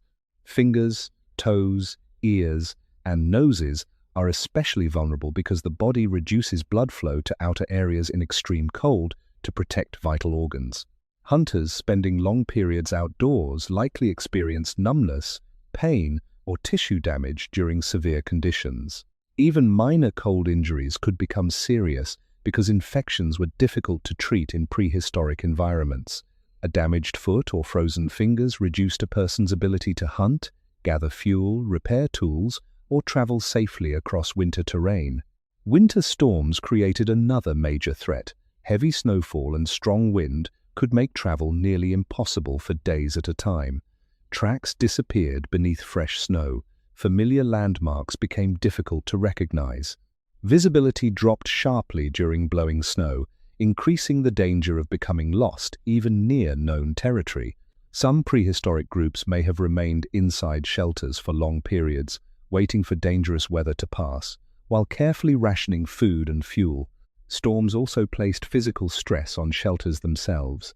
Hide coverings loosened by wind, blocked cave entrances, or leaking roofs could allow freezing air and moisture inside sleeping areas where warmth was already difficult to maintain.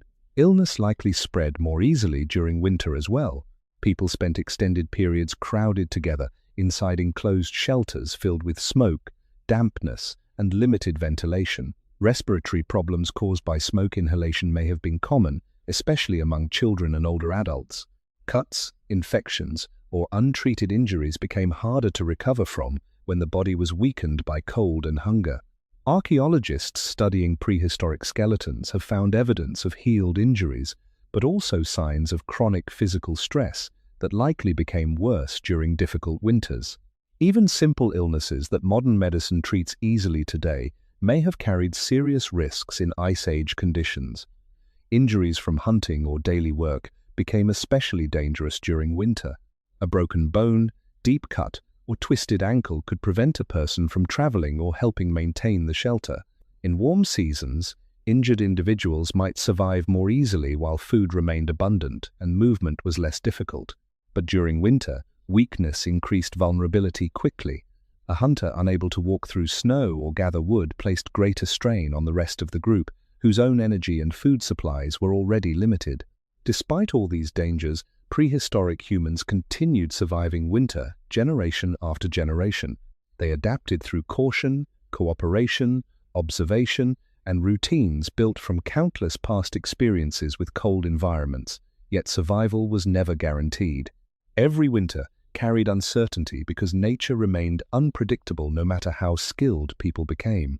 Beyond the glow of the fire, snow and darkness continued covering the landscape, reminding early humans constantly that life during the cold season always remained fragile. In prehistoric winters, becoming separated from the group could quickly turn into one of the most dangerous situations a person might face. Snow changed the landscape constantly, covering familiar paths, hiding landmarks, and erasing tracks beneath fresh, wind-blown layers.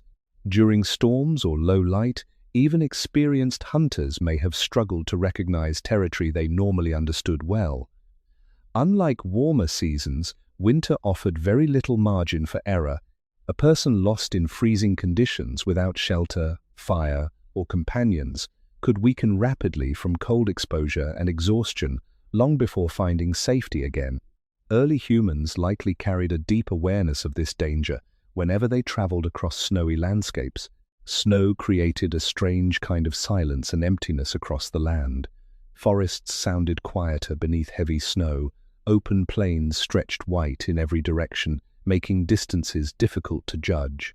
During blizzards, visibility sometimes dropped so severely that nearby features disappeared almost completely. Wind erased footprints quickly, especially in exposed terrain. A hunter following animal tracks too far from shelter risked losing the route back if weather changed suddenly. Anthropologists, studying traditional northern cultures, often note that snowstorms can disorient even highly experienced travelers because familiar terrain transforms rapidly under shifting snow and ice. Prehistoric humans probably learned to move cautiously during winter, partly for this reason. Group travel likely reduced some of these risks. Multiple people could help track direction, recognize landmarks, and support one another physically during difficult movement through snow. Hunters may have developed habits of staying within visible or audible distance whenever possible. Calls, gestures, or simple vocal sounds may have helped maintain contact during low visibility conditions, yet separation still happened. A person chasing wounded prey, gathering wood too far from camp, or caught unexpectedly by worsening weather could suddenly find themselves alone in freezing terrain. The psychological effect of isolation during winter may have been severe.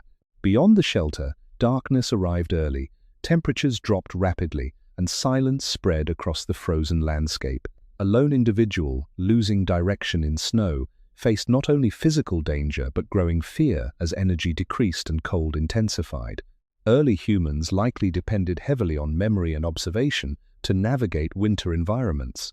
Landmarks such as rock formations, river valleys, tree lines, mountain ridges, or patterns in prevailing wind may have guided movement across familiar territory. Animal migration routes probably became important references as well because herds often followed consistent seasonal pathways. Some researchers believe prehistoric groups developed detailed mental maps of their environments through repeated seasonal movement over many years. Winter travel required paying close attention to subtle details because snow often concealed ordinary paths and boundaries beneath a uniform white surface. Fire also influenced winter movement decisions. Travelers needed confidence that they could either return safely to existing shelter or create warmth before nightfall. A person stranded without fire-making materials or preserved embers faced enormous risk once temperatures dropped after sunset. Because of this, prehistoric groups may have avoided unnecessary long-distance movement during severe weather whenever possible. Patience often increased survival chances more effectively than speed. Waiting safely inside a shelter during storms may have been wiser than risking disorientation outside in dangerous conditions. Tracks themselves became both helpful and deceptive during winter. Fresh animal prints could guide hunters toward food, but following them too far consumed energy and increased exposure. Human tracks leading back to camp provided temporary security until snowfall erased them completely. Wind patterns sometimes filled old tracks unevenly, making distances difficult to estimate. Experienced hunters probably learned to judge how recent tracks were by observing snow texture, drifting patterns, or ice formation within footprints.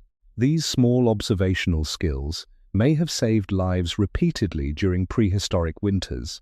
Even with great caution, however, some people likely disappeared into winter landscapes and never returned. Archaeology rarely preserves direct evidence of such moments, yet the danger would have been understood deeply by every community living through freezing seasons. Each journey beyond the firelight carried uncertainty because the snow-covered world remained vast, silent, and capable of turning familiar ground into something suddenly unrecognizable. In the frozen darkness of prehistory, staying connected to the group was often one of the strongest protections a human being possessed against the cold. During prehistoric winters, death was never far from daily life. Cold seasons exposed human weakness constantly through hunger, illness, injury, exhaustion, and freezing temperatures that could overwhelm even experienced people. Early humans likely understood from childhood that not everyone survived every winter. A severe storm, a failed hunt, infected wounds, or prolonged hunger could slowly weaken individuals until recovery became impossible. Yet despite this constant danger, prehistoric communities continued caring for one another, maintaining shelters, tending fires, and moving forward through the frozen season. Winter forced people to live very close to both survival and loss at the same time. Archaeological evidence suggests that prehistoric humans were deeply aware of death and often treated the dead with care.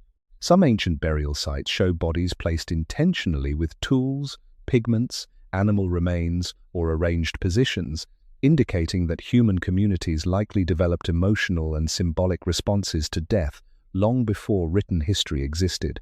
During harsh winters, however, death may have carried especially heavy emotional weight because survival already depended so strongly on cooperation within small groups. Losing even one person affected hunting ability, shared labor, emotional stability, and accumulated knowledge inside the community. Children losing parents, partners losing companions, or groups losing experienced elders likely felt these absences deeply during long, cold months when people remained close together inside shelters. Winter itself shaped how death was experienced physically. Frozen ground made burial difficult in some regions. Snow covered familiar places. Bodies exposed to severe cold changed slowly in freezing temperatures. Some anthropologists believe prehistoric groups may at times have delayed burials until conditions improved, while others likely used caves, rock shelters, or natural protected areas when digging became impossible. Archaeology cannot always reveal the emotional details behind these practices, but it suggests that early humans did not simply abandon their dead without thought.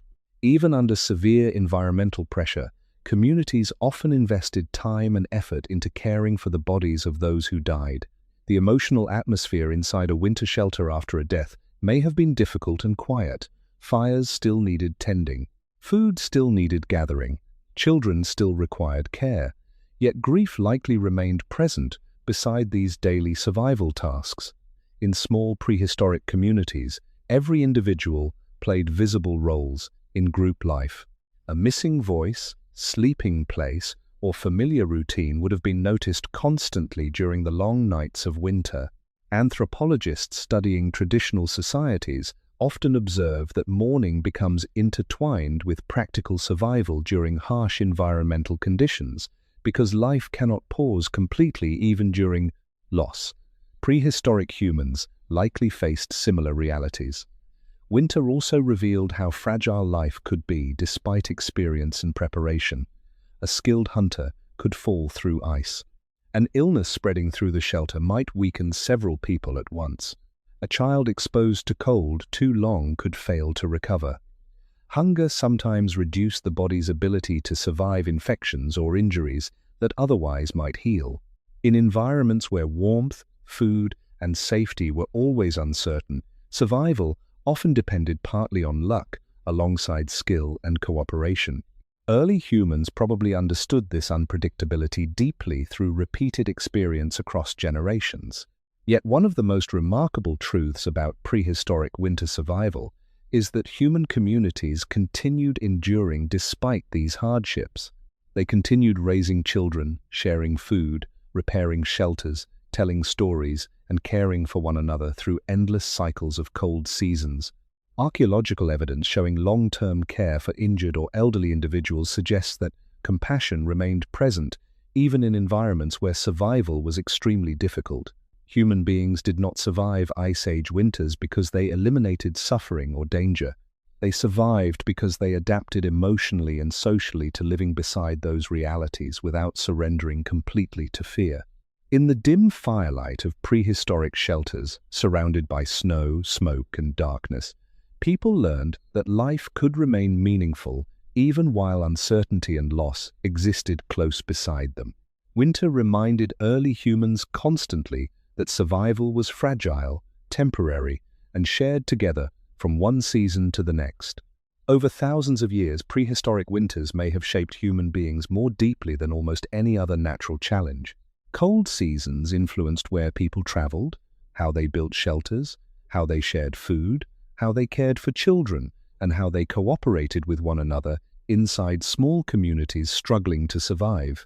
Winter did not simply threaten early humans physically. It slowly influenced human behavior, memory, patience, and social connection across countless generations. The frozen environments of prehistory may have helped shape the kind of species human beings eventually became. Human bodies themselves gradually adapted to colder conditions in many ways. Anthropologists and evolutionary researchers suggest that populations living for long periods in colder regions often developed physical traits that helped reduce heat loss, such as broader body shapes or shorter limbs, compared to populations in warmer climates. The human ability to create clothing, build shelters, control fire, and cooperate socially also became part of humanity's survival strategy in cold environments. Unlike many animals, humans survived winter less through natural fur or physical strength alone, and more through learned behavior passed between generations. Knowledge became one of humanity's most powerful survival tools. A child born into a prehistoric winter landscape did not instinctively know how to sew hides, preserve fire, track animals through snow, or recognize dangerous cold exposure. These skills had to be taught carefully through observation, repetition, and memory. Winter, therefore, strengthened the importance of culture itself. Each generation inherited practical knowledge gathered slowly from many winters before. Small discoveries mattered greatly over time. Learning how to layer hides more effectively, preserve embers during travel, select better shelter locations, or cooperate during hunts may have improved survival little by little across centuries. Human progress in cold environments likely happened through countless quiet adjustments rather than sudden dramatic inventions. Winter may also have shaped human thinking emotionally and socially. Survival during cold seasons depended heavily on patience, planning, and delayed reward. Food gathered or preserved before winter became valuable months later. Firewood collected during daylight protected the group through the coming night. A repaired hide prevented dangerous heat loss during future storms. Early humans living in harsh climates likely became highly aware of long-term consequences because winter punished carelessness slowly but consistently. Anthropologists studying survival psychology often note that unpredictable environments encourage strong habits of preparation and cooperation. Prehistoric winters may have reinforced these traits repeatedly throughout human evolution. Language and storytelling may have grown more important, partly because of winter life as well. Long nights inside shelters created opportunities for teaching, explanation, and shared memory. Knowledge about migration routes, dangerous terrain, weather patterns, medicinal plants, animal behavior, and past disasters needed to survive beyond a single lifetime. Spoken communication allowed communities to transfer this information efficiently across generations. Some researchers believe the social pressures of cooperative survival helped encourage increasingly complex human communication over time. Winter may not have created language directly, but it likely increased the value of sharing knowledge clearly within groups facing dangerous conditions together. Human emotional life may also have been shaped by these frozen seasons. The need for trust, empathy, cooperation, and shared responsibility became especially important when survival depended on close social bonds. A person weakened by illness needed care from others. Children depended completely on adults during severe winters. Hunters relied on the group to maintain fires and shelter while they traveled through dangerous terrain. Over long periods of human history, communities that worked together effectively likely survived difficult winters more successfully than those divided by conflict or isolation. In this way, winter may have strengthened some of the social instincts that still remain central to human behavior today. Yet despite all these adaptations, prehistoric humans never fully conquered winter. Every cold season still carried danger, uncertainty, hunger, and loss. What changed slowly over time was not the harshness of nature itself, but humanity's growing ability to endure it together. Across frozen plains, dark forests, and snow-covered valleys, early humans survived because they learned continuously from the cold instead of fighting it blindly. Winter became both an enemy and a teacher, shaping human bodies, communities, and ways of thinking through endless generations living beneath Ice Age skies. Over countless prehistoric winters, humans slowly gathered lessons that reached far beyond simple survival.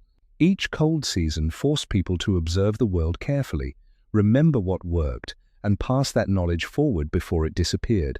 Winter punished mistakes repeatedly, but it also rewarded preparation, patience, and cooperation. Through generations of trial and failure, early humans developed habits and skills that later became foundations for much larger human societies. Long before cities, farming, or written language existed, winter survival was already teaching people how to organize, plan ahead, share labor, and preserve knowledge across time. One of the most important lessons winter taught was the value of preparation. Food gathered too late could not help once snow covered the land. Firewood ignored during mild weather became desperately important during storms. Clothing left unrepaired before temperatures dropped might fail when warmth mattered most. Early humans gradually learned to think beyond immediate needs because winter constantly reminded them that the future could become dangerous very quickly. Anthropologists, studying hunter-gatherer societies, often note that seasonal planning plays a major role in survival. Prehistoric people likely became highly aware of time, weather patterns, animal migrations, and environmental cycles because their lives depended on anticipating change before it arrived. Winter also strengthened human skill with tools and materials. Cold environments demanded reliable clothing, efficient fire management, durable shelters, and carefully maintained hunting equipment. Bone needles, hide scrapers, stone blades, spear points, and fire-starting methods all became increasingly important as humans spread into colder regions. Archaeological discoveries show that tool-making often grew more specialized over time in Ice Age environments, suggesting that people adapted their technology carefully to winter conditions. Even small improvements mattered. A sharper cutting tool processed hides faster before they froze stiff. Better sewing techniques trapped warmth more effectively inside clothing. More reliable fire control protected shelters through dangerous nights. Human survival advanced slowly through thousands of practical adjustments like these.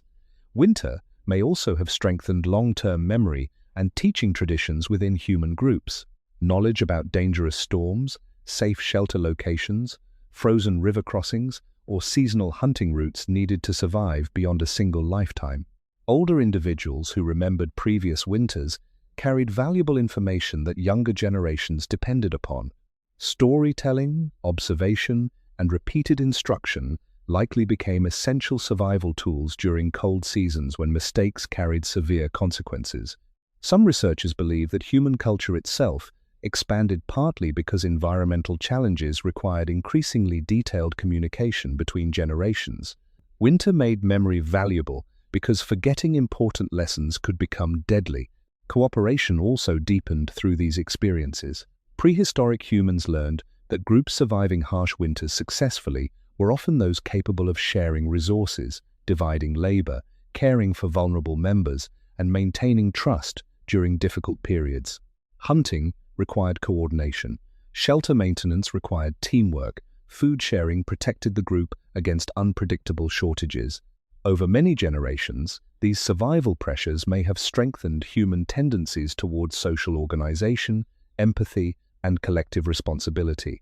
In this way, winter shaped not only physical survival skills but also the emotional structures that allowed human communities to remain stable under stress. The relationship between humans and fire changed profoundly as well. Fire became more than warmth alone. It protected food, softened hides, extended waking hours during long nights, hardened wooden tools, and created safer sleeping spaces against predators and freezing temperatures. Winter taught humans to maintain fire carefully because losing it during severe cold could threaten the entire group. Some researchers believe increasing control over fire played a major role in allowing humans to expand successfully into colder northern environments. In many ways, civilization itself may have grown slowly from these repeated winter lessons. The ability to store resources, cooperate socially, preserve knowledge, manage risk, and adapt tools to environmental challenges all became important foundations for later human development. Yet, prehistoric people living through freezing winters could not see this larger future. They focused simply on surviving one cold season after another beside the firelight. Still, through those countless winters, humans quietly became more skilled at shaping their environment rather than only reacting to it. The frozen landscapes of prehistory taught lessons slowly through hardship and repetition until survival knowledge became woven deeply into the human story itself. As prehistoric winters returned year after year across the ancient world, human beings slowly became experts at enduring conditions that once may have seemed impossible to survive. They learned how to follow animals across snow-covered plains, how to preserve warmth through long freezing nights, how to share food during scarcity, and how to protect one another when storms, hunger, or illness threatened the group. None of these skills appeared suddenly. They were built gradually through observation, memory, failure, and patience repeated across thousands of winters. Every repaired hide, every carefully tended fire, every shared meal beside the darkness became part of a larger human story about adaptation and endurance. Early humans never fully controlled winter. Snow still buried the land, cold still weakened the body, death still remained close during difficult seasons. Yet people continued surviving because they learned to work with the realities of their environment instead of ignoring them. They paid attention to wind, animal movement, fire, shelter, and one another. In many ways, prehistoric winter survival was not based on strength alone, but on awareness. Human beings endured freezing climates because they became highly observant creatures capable of learning slowly from the world around them. Archaeology shows that this knowledge accumulated over immense stretches of time. Stone tools improved, clothing became more effective, shelters grew more protective, social cooperation strengthened survival chances further. What began as fragile groups huddled around small fires eventually became communities capable of living across some of the coldest environments on Earth. Winter shaped the human species quietly but deeply. It encouraged planning, communication, teaching, and shared responsibility long before written history existed. Some of the behaviors modern humans still value today, cooperation, caregiving, patience, and preparation, may have been reinforced repeatedly during ancient winters where survival depended on them. There is also something strangely humbling about prehistoric winter life.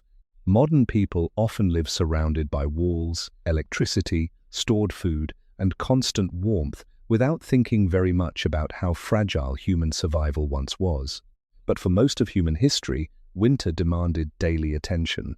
A fire could not be forgotten, clothing could not remain damaged, food could not be wasted carelessly.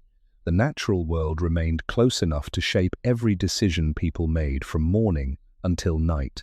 Early humans understood this relationship intimately because cold seasons reminded them constantly that survival depended on balance rather than control. Yet despite the hardships of prehistoric winters, human life did not become only suffering.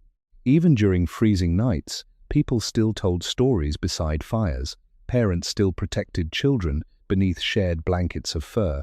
Hunters still returned, carrying food through the snow, while others waited inside shelters glowing softly in the darkness. Communities still found ways to comfort one another during fear, grief, and uncertainty. Winter revealed human vulnerability, but it also revealed human resilience. Perhaps that is why prehistoric winter survival still feels meaningful today. It reminds us that human beings are not separate from nature, but deeply shaped by it.